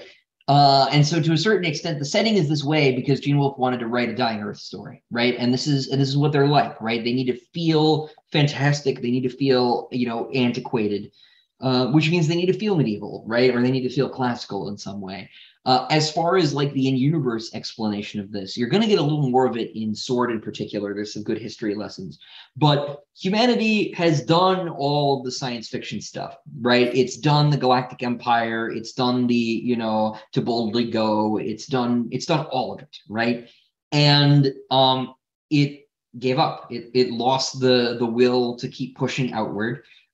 Which is, I think, sort of something that we in 2022 can relate to, right? Earth is mapped, right? And there's a strong element, and I see this from people who are science fiction fans, right? Who are like, why are we building rocket ships, right? Why bother with that, right? Why aren't we, fixing our own problems? As if building rocket ships doesn't fix our own problems, one, right? The Apollo program built the modern world, right? In terms of technological innovation. So, no. So this is a dumb idea that people have even today, right? Why push outward? Why not just sit in the pod, eat the bugs, watch Netflix? Why not just give up? Why not just consume product and get excited for next product, right? Why live at all, right? And humanity has done this en masse in the New Sun setting, to the extent that most people don't know anything about the Galactic Empire, right? They don't know about the ancient past. And this is why the young Severian is so taken with Vodalus, right? Because Vodalus is this romantic figure who not only, right, wants to rebuild the empire, reclaim the stars, make humanity, masters of the universe again, right? But he's also cool. He has a laser gun and a sword cane, and he protects his lady in a graveyard, right? That's awesome, right? Of course, as we've discussed Vodalus to a certain extent, one incurs a cost for being such a figure, right? He's got some problems, cannibalism, not least among them. But Severian is, he's taken with this idea, right, that we can be like we were again, right? And of course, you can't go backwards, right? So the future, right, is sort of Severian is this character whose intention, right, between the this world that doesn't really care about what it used to be and his own sort of like youthful, like, I want to make the world a better place impulse, right, which he has no idea how to achieve, despite all of his energy. And there are like, this is still a world where like people are born and like live lives and like normal lives, even like they may like live in a village, and like, so when he interacts with people, it's usually like pretty normal stuff. It's like, I run the tea shop, right? Right. I am a fripperer. People have normal lives, and so like they don't stop to think about the science fictional elements. And part of it is a stylistic choice for this reason, right? If you are a blacksmith in a world that has blacksmiths but also has UFOs, you don't think about the UFOs as UFOs. They're just flying objects. Right. Or your cities or the towers are made of spaceships. Right. Yes, exactly. Right. The tower he grows up in is a decommissioned rocket, right? And he just calls it a tower, right? He doesn't know that it's, an old school rocket. Well, he has like some vague ideas, but he never says rocket, right? Right. And it's because it's not really a rocket anymore, right? And that is itself too, right? The fact that it is a rocket that is just a tower now is a symbol of precisely this exhaustion, right? The outward urge to go and settle the universe and explore is dead, right? Instead, the vehicles of exploration, right, and perhaps even of war and conquest are now just the redoubts of bureaucratic functionaries, right? Now, those bureaucrats might be, torturers who, know how to professionally flay a boot, right? But they're bureaucrats, right? They are performing a civil function. The torturers, don't even listen to the confessions of prisoners. They are just carrying out the business of torture because it's their job. right? They're not doing it for anything. They're just following a prescription. If prisoners switch their punishments, they don't care. They don't try to figure it out. They just like, you've exchanged your fate with another person. Oh, you destroyed your torture orders on your way in. You're just going to starve for the rest of your life in the cell, right? Like we don't know what to do with you. Also, we don't have a procedure for figuring out what should be done with you. So we will do nothing, right? Which, if you got to go to the torturers is probably the right move. Just like, I know. I love how dispassionate the torturers are. They're not even really cruel or sadistic, which is not what I expected. They just kind of go about their business in a very sort of detached way, kind of like a surgeon who puts on classical music, yawning while like removing bullets from some guy's chest cavity.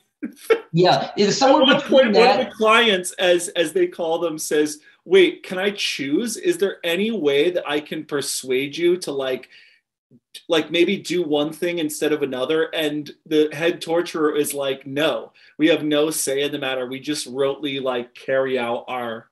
Right. Please step back into line, ma'am. Yeah. Like they're just Get back in your storage container, eat your bug, and just tap into the metaverse. There's this perversely like Terry Gilliam quality to it all, right? Like it's got this very Brazil feel to it, where the whole apparatus of government, like nobody knows what it's for anymore. It's almost a bit like Gormenghast in this respect, right? Like nobody like really knows how the machine of government operates anymore. They just know, look, I'm the guy who like reads the Daily Minutes, right? Yeah. Like even if they're ridiculous, like I'm just doing my job. Like everyone is just doing their job, right? And because of this, right? This is a symptom, right, of this, like it's not even like decline, it's like post-decline, right? Like everything is just sort of stuck, right?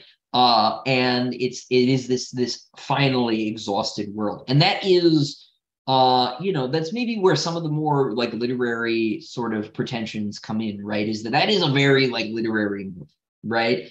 To like think about stuff on that level. But this is, well, you can see this in bureaucracies, right? You can see this when you go to the DMV, right? Like nobody at the DMV cares about driver's licenses, right? They just care about when the clock runs out, and all they do in the meantime is give people, I don't know, road tests and conniptions. So that's the function of the DMV. Yeah. It is not to make sure really that people can drive. It's to be a DMV. Right. And the torturers are in the same spot, and like the whole Commonwealth is like that, right? Even and this is like, even normal people, right? You're a blacksmith because I don't know, you just do blacksmith things, right? That's just your life, right? And in a lot of ways, Severian feels like Titus Groan, like waking up and being like, why is it like this? What, we don't have to live this way, right? I'm gonna go on a weird adventure, despite the fact that the roads are closed, right? And nobody like even like knows where the gate is, in the city somehow, right? Despite the fact that people also still travel and it's a very strange world, right? I wanted to ask you about that. So, and this is more of a Claw of the Conciliator question, but so much of Claw, and I was so pleasantly surprised to see this, seems to be about restoring something ancient, something good, something beautiful and true. Severian seems to be caught in this struggle, on the one hand, between wanting to overthrow this rotten, disordered, morally decadent society in which he lives with some violent revolution. And Vodalis definitely symbolizes that. And on the other hand, working in a more disciplined fashion toward like patient incremental restoration. At one point, Severian says that he had dreamed of rescue by Vodalis and of this revolution that would sweep away the degeneracy and the animal stench of the present age and restore the glebing high culture that was once Earth. Do you think I'm right about this? And I don't know, like, what do you make of Severian's plight? Do you sympathize with it? Right? Like, I remember that one scene where there's this knight with the gold visor from another time, from a dead world. And I brought this passage too. I wanted to bring it up. Hold on. Yes, it's an idealized but vitiated image and he wants to go hide this picture. So there's a picture of a knight with a gold visor, and he wants to hide the picture in the woods because it's like it doesn't belong in this world. And he calls it an idealized but vitiated image. It's not that he wants to hide it though, right? It's that he wants to carry it out into the world like a banner, right? If I remember the passage correctly. Because of course, this is a painting of the moon landing. Yes. Yes, it is. It's Neil Armstrong. It's Apollo. Right? It is literally a painting of humanity's outward impulse, right? 1969. Yes, of humanity's greatest achievement, right? And I will fight anyone who argues with me on that front. It is our single greatest accomplishment. And it is, and by wanting to carry it out into the world, right? He is carrying that idea with him, right? And this is obviously like Severian, despite being a torturer and really a gremlin, right? Is in a lot of ways every young man, right? He's like, we don't like, the world shouldn't be this way. I want to fix it, right? And he doesn't know what to do with that impulse, right?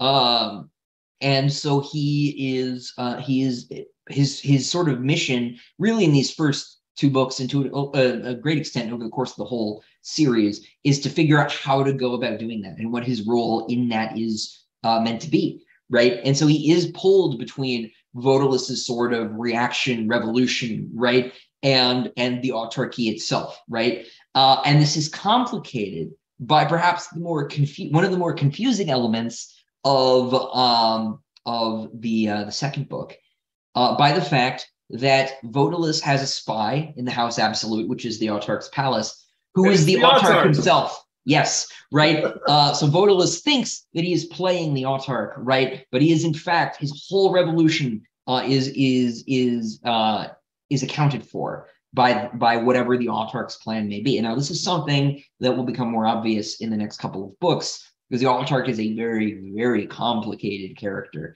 For as little stage time as he has, there is a lot going on there. And so Severian's tension between these two poles, essentially, between Vodalus and the Autarch, is resolved by the fact that there's something else going on. So that particular loop will be closed in time. So the fact that the Autarch is Vodalus's spy within the House Absolute, does that mean that I should trust Vodalus less? Or does that mean that I should think differently about the Autarch? I would trust the Autarch more. Okay. Having read everything, I know what's going on.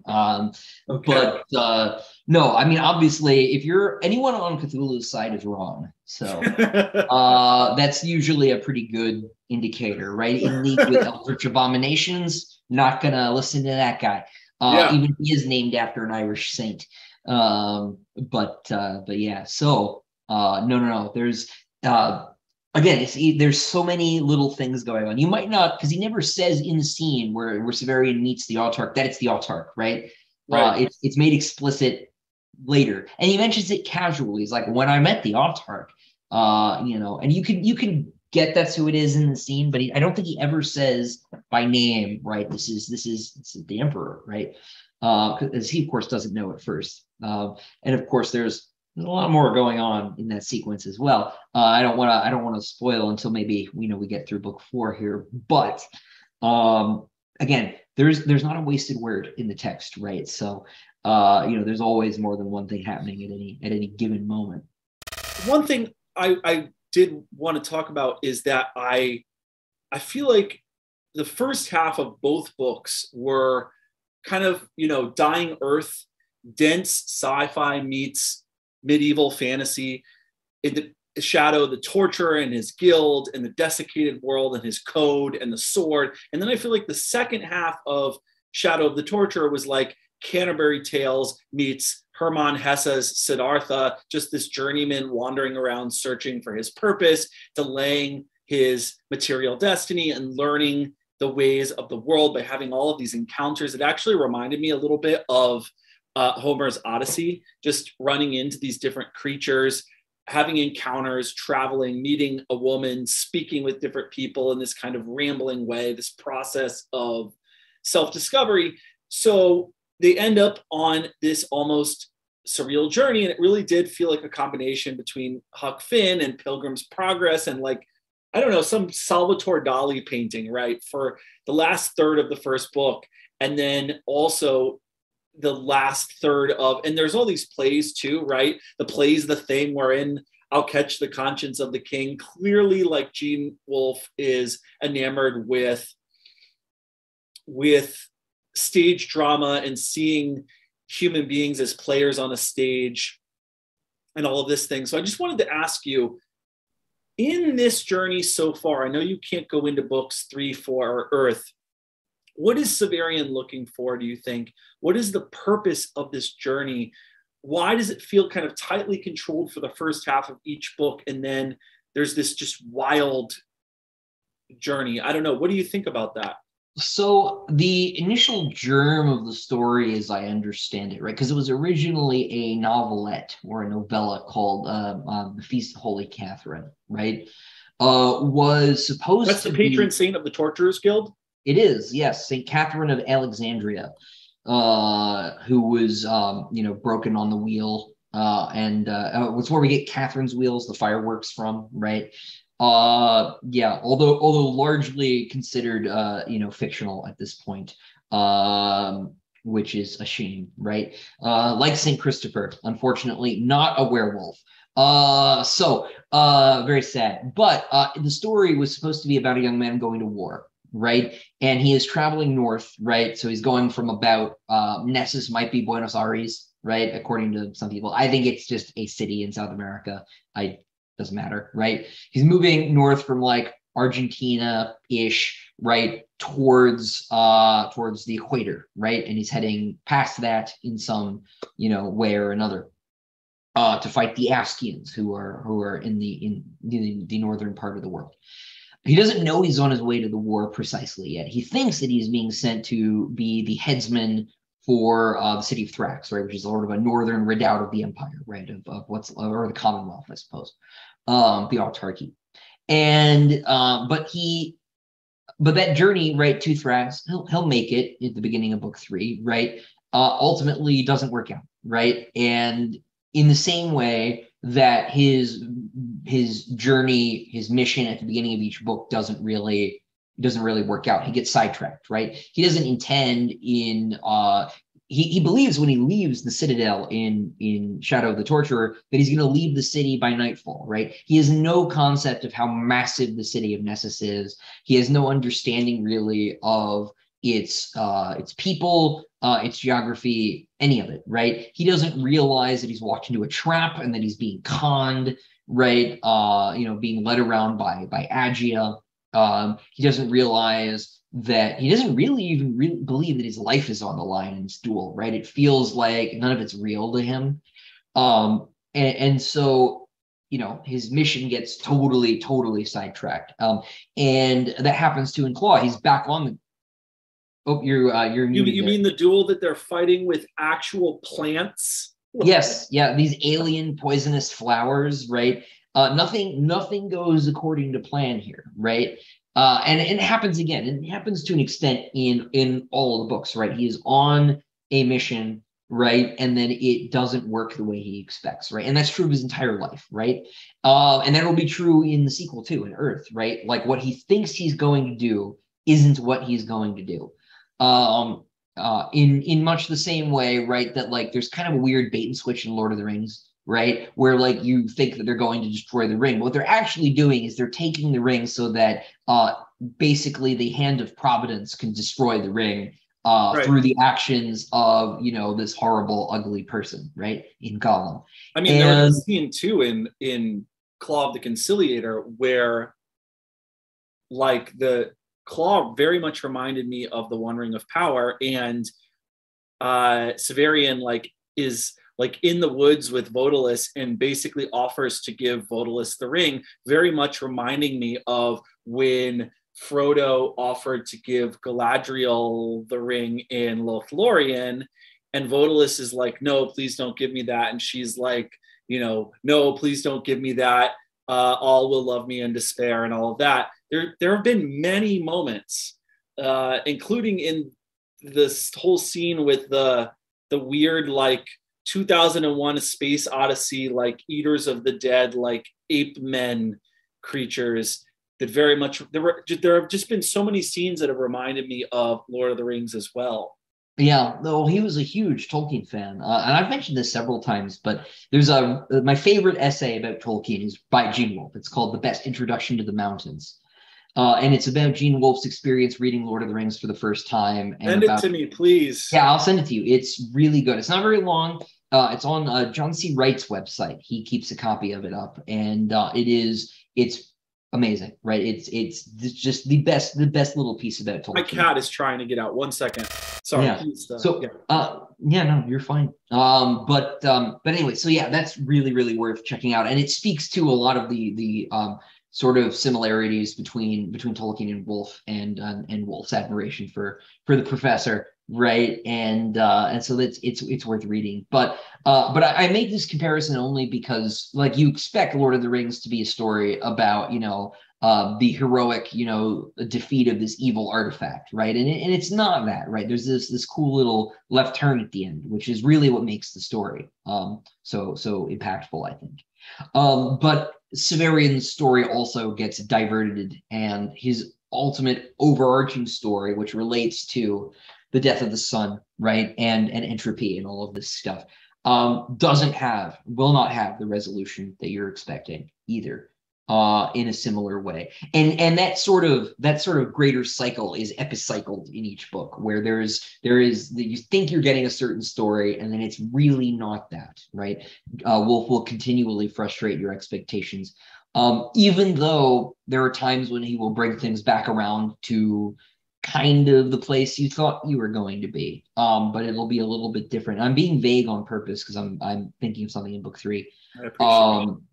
But yeah, I think that's why there is this sort of yanked chain effect in each book, because you think you're reading a simple Dying Earth story, but you're reading a really complicated Dying Earth story.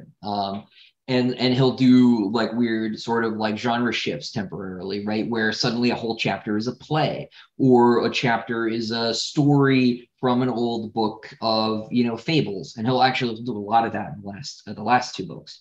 There's a storytelling contest at the beginning of Citadel, where each of these soldiers are telling a story from their different part of the world. It's a great way to see, the Southern Isles, the tip of South America, right? And you get to check out different parts of the world through these stories, and even hear an Askian story, right? Which they barely speak English, or whatever language it is. And so it's cool, right? He will not give you the books that you're expecting, in a way to give you, something better.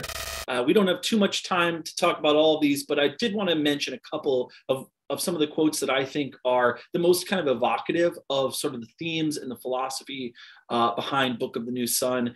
And we already did one of them, but I wanted to talk about another one. And this is page 110 of Shadow of the Torturer. And I'll read it to you here. No intellect is needed to see those figures who wait beyond the void of death. Every child is aware of them, blazing with glories dark or bright, wrapped in authority older than the universe. They are the stuff of our earliest dreams, as of our dying visions. Rightly, we feel our lives guided by them, and rightly, too, we feel how little we matter to them, the builders of the unimaginable, the fighters of wars beyond the totality of existence. The difficulty lies in learning that we ourselves encompass forces equally great. We say, I will and I will not, and imagine ourselves, though we obey the orders of some prosaic person every day, our own masters, when the truth is that our masters are sleeping. One wakes within us and we are ridden like beasts, though the rider is but some hitherto guess part of ourselves. I think it's unguessed, right? Unguessed, sorry. Yeah. That was actually one that I noticed before you sent me your list of quotes on this last reread, because that last bit, right, about our masters being a hitherto unguessed part of ourselves was a particularly strong image, right? Because this speaks to that sort of stuff we're talking about with the sort of like youthful impulse to go and like change the world, right? That is one of those like sort of like deeper sort of facts, right? Because there's a lot in this passage, right? And you can do this like any 3 paragraphs in the book, and we could do an episode on each one, like easily, right?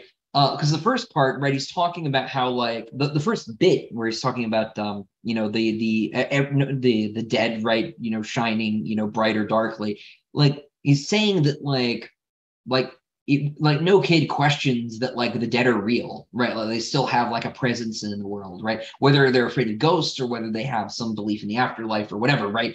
It's only like, you know, becoming like a rationalist, right, that like robs you of that enchantment, right? So this ties back to all the stuff we're talking about with the re-enchantment of the universe, the climbing back into myth, because you can map that symbolically onto like, you know, your life's journey, right? You know, say you're born into a religious household and then you become, you know, an atheist, you know, teenager, college student, and then maybe, you know, you start to have kids and you want to go back to church, right? Like that's sort of that journey that Severian's kind of talking about there. It kind of is the journey, you know, he goes on, right? But he's not questioning, he's saying children don't question these like metaphysical truths, the symbolic reality, right? They know it's real, right? They have to be educated out of believing in it.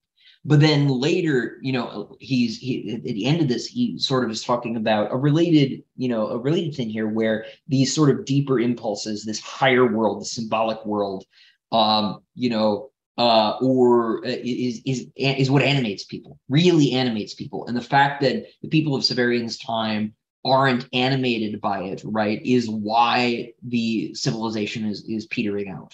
Yeah, right? there's some sense of this too in 1984, if you remember, where there's this idea among party elites that history isn't actually real, and whether they're being facetious or not isn't entirely clear. But history can be controlled because your thoughts can be controlled, and there's a sense in which if we can, you know, crack down the thought police on you, they kind of impose this kind of Berkeleyan, Schopenhauerian idealist doctrine, which is to say that reality is all perception, reality is in the mind, history is in the mind. And if we delete and erase and alter the history books, and the only remnant left of history is in the mind, then as long as we can eradicate that, then we can, whatever history is, whatever we say it is, right? You know, we'll change the statues, and all that exists is this endless present in which the party is always right. And there were many moments in Claw where I was thinking about the fact that they're trying to tap into the memories of people who actually do remember the past. And so there were many parallels with 1984 that I was making.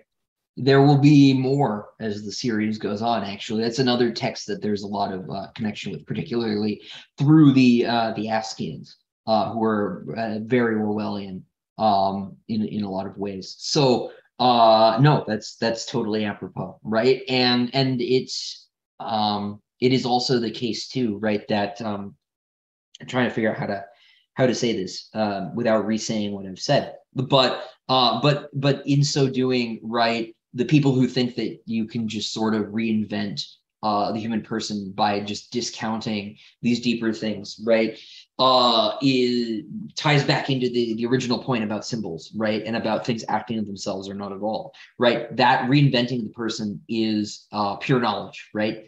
And it's saying there is no symbolic world, there is no spiritual reading of this. This is the people who say Severian is just making shit up, right?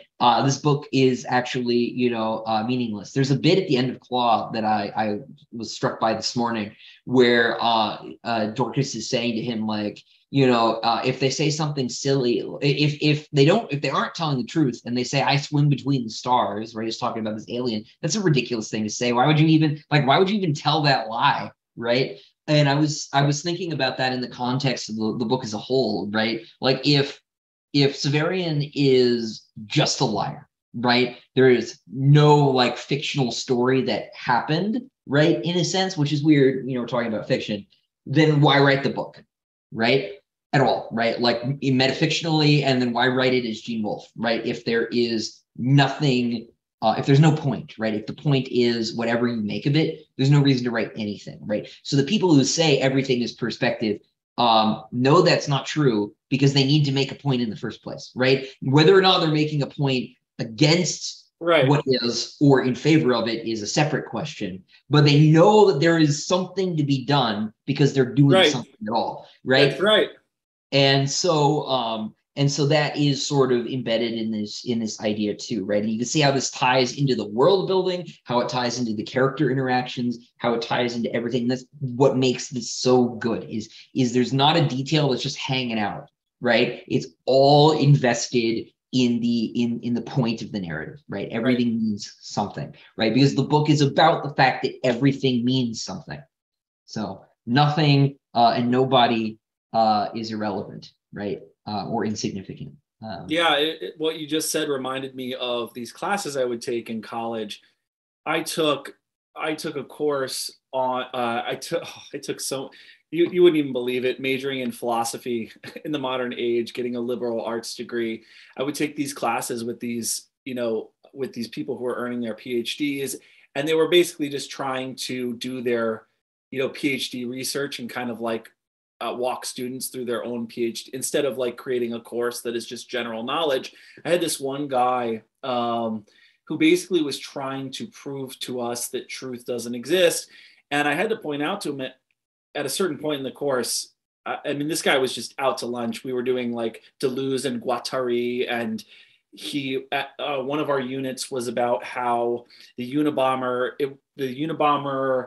it wasn't actually his fault because America was colonizing him and he was just a decolonialist. And so that's why he had to bomb everyone. And so he was just one of these guys, right? And at a certain point, and he was doing like Foucault and Derrida and Lacan and all of this stuff. And at one point I said, you've been arguing all year that it's true that there's no such thing as truth. Like you've been saying that to us all year, that there's no such thing as truth. And in doing so, you're arguing that is true, right? That is true. And so like, if it is objectively true that there's no such thing as truth, then there's such a thing as objective truth. If it's not objectively true, then your claim means nothing. And I don't have to listen to it, and none of us have to care about it. And all we can do is assert our subjective perspectives by violence. And then it's just will to power, right? Exactly. And it's just the violence of the will. And that quote, again, it was a challenge of just trying to narrow these quotes down and like pick quotes that I thought would be most evocative for us to discuss, because as you said, every darn 10 pages, there was another quote that just sent chills through my body. And this last one I'm looking at it here, that just this idea that we say I will and I will not, and imagine ourselves to our own masters, when the truth is that our masters are sleeping. And he literally says, one wakes within us and we are ridden like beasts, though the rider is but some hitherto guessed part of ourselves. And I couldn't help but, because I've read this book several times, I couldn't help but think of Jonathan Haidt's book, The Righteous Mind. Haidt's theory is obviously true, and he's done a lot of research, and he calls his theory a moral foundations theory, but his theory is that our reason serves our gut level intuitions, the idea that we think we're in control of our lives, and we think that other people are in control of us, but there's something driving us that we don't fully understand, that we're in service to. And Haidt uses, and you can look at the quote, right? Haidt uses the metaphor of the rider and the elephant, where reason is the rider, and the rider thinks it's in control, but really the rider, reason, is very small, and the elephant is actually steering it. So this is Hume's famous maxim, reason is a slave to the passions. The idea that moral reasoning is a skill that we human beings have evolved to further our social agendas, to justify our actions and defend the teams that we belong to. It's just it's confirmation bias. It's a very old idea that what we we think that we're these like very rational, reasonable creatures. And when a moral issue comes up, we just reason about it in this very abstract way, like a bunch of Jacobites. But what we really actually do is we decide at a gut level how we feel about it, given our genetics and the way that we're raised. And then we use reason as a kind of PR person or a lawyer to justify our gut level pre-rational intuitions to other people. And I just think Wolfe is so ahead of his time. And unlike me, he is so concise and minimalist. And as you said, he respects his reader. And I could go on for hours. Right. Well, the thing is, right, is he doesn't feel the need to belabor this, right? Like, I like the next paragraph, like Severian is probably punching someone in the face, right? Yeah. Like he'll just say this, and then like, oh, by the way, more robots. You were also monkey people, right? You were expecting more philosophizing, but no, Planet of the Apes. Only it's the Mines of Moria. Also, Cthulhu is the Balrog, right? It's that principle. Always say less than you know. Always know more than you show, right? It's that idea that again, that we talked about when we were talking with DJ Butler, which is you get a sense that that Gene Wolfe is giving us that the roots are very deep, and that we're just getting we're seeing the trees, and that the roots are extremely deep, and we're just getting a mere sliver of that. And it makes me think, people always ask this question: who from the past would you have dinner with? Who would you want to spend the day with, right? And I'm starting to think that it would be Gene Wolfe. Yeah, he's certainly on my list. If I had to pick a writer, it would be Gene. I actually I tried when we were getting blurbs for Empire of Silence. I tried to get a copy sent to him. Unfortunately, it was right around the time he had his stroke, and then I think his wife died, or vice versa. He was in an assisted living center, I think. And yeah, I was getting really up there, and I didn't have a chance.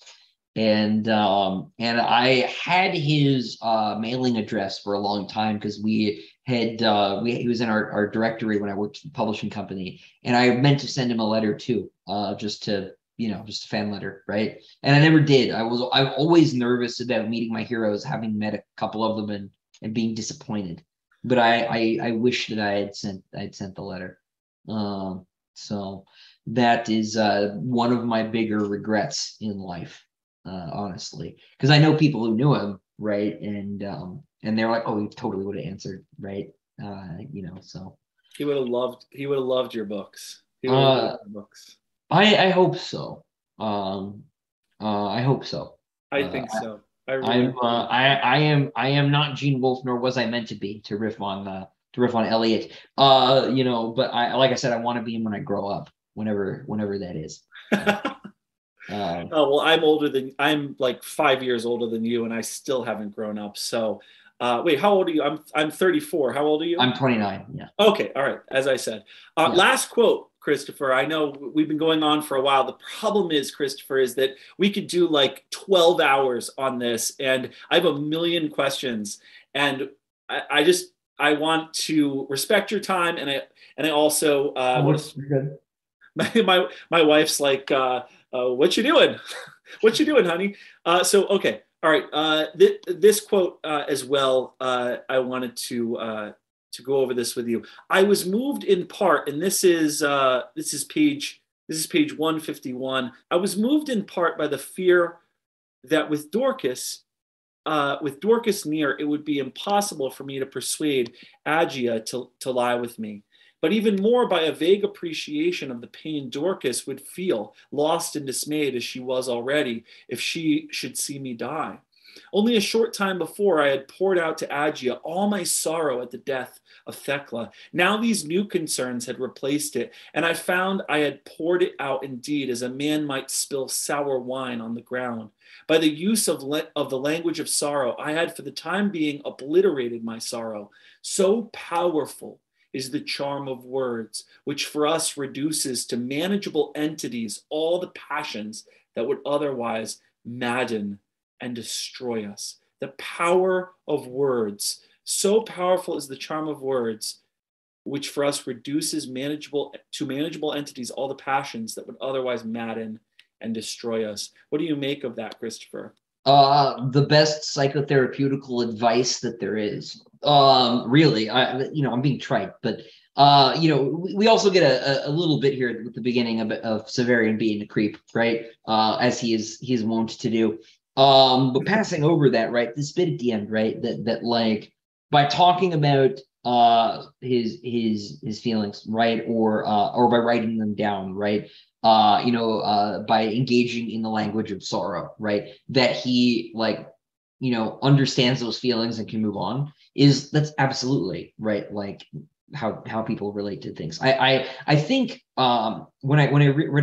when you read this passage now, I just thought about David Drake, right? The military sci-fi writer, and a friend of mine. Like Gene Wolfe, a war veteran, right? Wolfe fought in Korea, and Drake fought in Vietnam. And there's a novel that David Drake wrote. And Wolfe and Drake couldn't be more different as writers. Drake is more in the Hemingway camp, right? Very like stark, staccato prose, right? Very easy to read, very quick to read. A little pulpy, right? A little bit. Yeah. But by no means shallow, right? By no means, right? This man was an interrogator in Vietnam, right? I have not lived, right? By comparison, just like I not that I would want those experiences, right? But I think about this because he wrote a book called Redliners, which is about a bunch of mercenaries, right, who have done the really horrible things in war, right? Because as Drake has some like traumatic experiences from his time in Vietnam, and he talks about how writing that book was exercising a lot of his own demons, right? He needed to put that stuff on the page. And by telling that story, and it's a science fiction story, which, science fiction is intrinsically, silly, right? It's not like real, except in that symbolic sense, which, as I've said before, is more real than you or I. But still, right, it's a science fiction story. But by doing that, he was able to, cope with a lot of what he went through, a lot of what he had to do, and all of that stuff. And so I just reading that bit again, I thought about Dave, right, and about how fiction, but about how writing in general, is one of the methods, perhaps the best method, because it forces when you're writing. You could sit and talk to a therapist about nothing for an hour, for 2 hours, for your entire freaking life and never address your problems and feel like you are. But if you're writing, you can still do that. But because you're using different implements, because you're expecting to get somewhere with the writing, want the writing to make sense, you have to actually say something in a way that you don't if you're on a 3-hour live stream, right? My prose is a lot denser than my rambling. And so being able to do that, right, and to work through those things, right, in writing is really useful. I think this insight is maybe, Wolfe the veteran speaking in the same way about this sort of thing as Dave, right, when Dave talks about writing Redliners, right, and exercising his own demons. Because I remember too, I did a panel, this was at like Salt Lake City FanX like 3 or 4 years ago. Dave Butler was actually on it. And it was about writing from life. And we thought that it was because I don't know how to moderate panels. And so, and it was like Butler and me and like a couple other people, and there's no moderator. What are we supposed to do? And Butler, being himself, right, just cut through all of it. And he's like, what do you all want to hear about, audience? Right. And we thought it was going to be like how to draw on like, your knowledge, right? Maybe you're a soldier, right? How do you draw on your experiences from that, right? I am a stupid kid. How do I draw on my experiences as a stupid kid? Whatever, right? But they wanted to learn basically how to write memoirs, the audience did. So we're like, that's not what any of us do, but like we have some general advice. And I remember there was a young lady who asked, she wanted to write about some traumatic stuff that happened to her, right? But she couldn't do it, right? Because she would sit down and she would get started, she'd write a couple sentences and then like shut down because of how horrible, stuff that had happened to her was. And that's not something that I can personally relate to, right? Nothing, she didn't say what had happened to her, right? I didn't ask. But I nothing like that has happened to me, let's just say. But what I said, and I think this is still a good answer, is one sentence is enough, right? And and all you need to do, right? All you can do is write one sentence, write that one sentence and stop, right? And keep going, and eventually maybe it'll get easier. And she came up to me after and said that was like no one had ever been able to give her an answer before. And I don't mean to pat myself on the back, right? I'm repeating it because I hope maybe someone watching will find that useful too. But one sentence is enough, right? And that's also this sort of thing that Severian and Wolfe are talking about here, right? Because again, I don't think Severian's lying that much. I think that he means this. He's sort of, it's couched in this weird context where he's talking about how, well, I was trying to get this one girl to sleep with me and I couldn't do it if this other girl was around. And I told the other girl that I was real sad about this other girl, but like, there's still a truth here, right? And so despite the fact that Spearing's being a cad, right, and a creep, there's still one of those truths there. He lies, like Dr. Talos, less than people believe. And so this bit, I think, is true, right? And I think it rings true. And I think that this is another thing. If you're a struggling writer, just write. It doesn't have to be 100 words a day even. You can write literally a sentence, right? Now, if you're a professional, you might have to write a book a year, right? So like, good luck, right? That's a different problem. But like, if you're just trying to get the words down, especially if it's something like that, if it's something hard, one word at a time is fine. I have this, that's beautiful advice. And I have this vivid memory of doing Kingdoms of Death spoiler chat with you and Mike and Jake Bishop. And yeah, it was those guys. And you brought up that Dr. Talos quote and you said, I lie. Yeah. I lie. And I didn't get it at the time. And then I read the passage and I went, wait. I feel like Christopher said this to me and we all stared blank-eyed at him and none of us got the reference. And then I went back and watched it and you said, and someone had asked you a question about about your writing and what you could reveal and all of that stuff. And you said, I lie less than people think. And you waited for us to get the reaction and we were all just like, and now I get it. And yeah. I want to say bravo to you for you didn't say, well, that's a reference from Book of the New Sun. You just let it sit there. And I remembered it, Christopher, because you want to know why? Because I forgot. So because my memory is perfect. I never forget anything. Christopher, thank you. Thank you so much for joining me. This was a lot of fun. And I feel like I'm just beginning to understand and be initiated into this whole world, into this cult of Gene Wolfe. I don't know. I'm hoping, Christopher, that if you had a good time, you'd be willing to come on and talk about Sword and Citadel maybe in a month or so. Or absolutely. I'm starting Sword tomorrow. I was going to start a little bit and I figured I was going to start a little bit today. I didn't want to cross the stream. So I will get to work, sir. Thank you. And by work, I mean read Sword of the Lictor, which is my favorite of the four. So I'm so excited. And thanks for being here. It was lovely to chat with you. And for you guys, you want to subscribe to Sun Eater. That's Christopher Ruocchio's YouTube channel. Christopher Ruocchio has a new website where he's selling these amazing shirts. I can tell you firsthand experience that these shirts they fit well. They're really comfortable. They look great. They've got stuff on the back as well. If you just give Christopher $15 a month, support your starving artist. Christopher will send you these beautiful little hologram bookmark things. They're gorgeous. It really does pay to be a patron of Christopher's. And while you're at it, subscribe to my channel and feel free to visit me on Patreon as well. Catch up with me on Goodreads or Facebook. And thank you for tuning in and thanks for being here, Christopher. Yeah, no, thanks for having me. I want to add though, speaking of the Patreon, on the 10th of July, I don't know exactly when this is going to air. It might be before then. I will be posting the first chapter from Ashes of Man. So if you are a patron and you want to read the first chapter of book 5, you will be able to do that on the 10th. So, come and check it out. And thanks again for having me, Jordan. It was Absolutely. Awesome. You got it, buddy. Talk to you soon. You bet.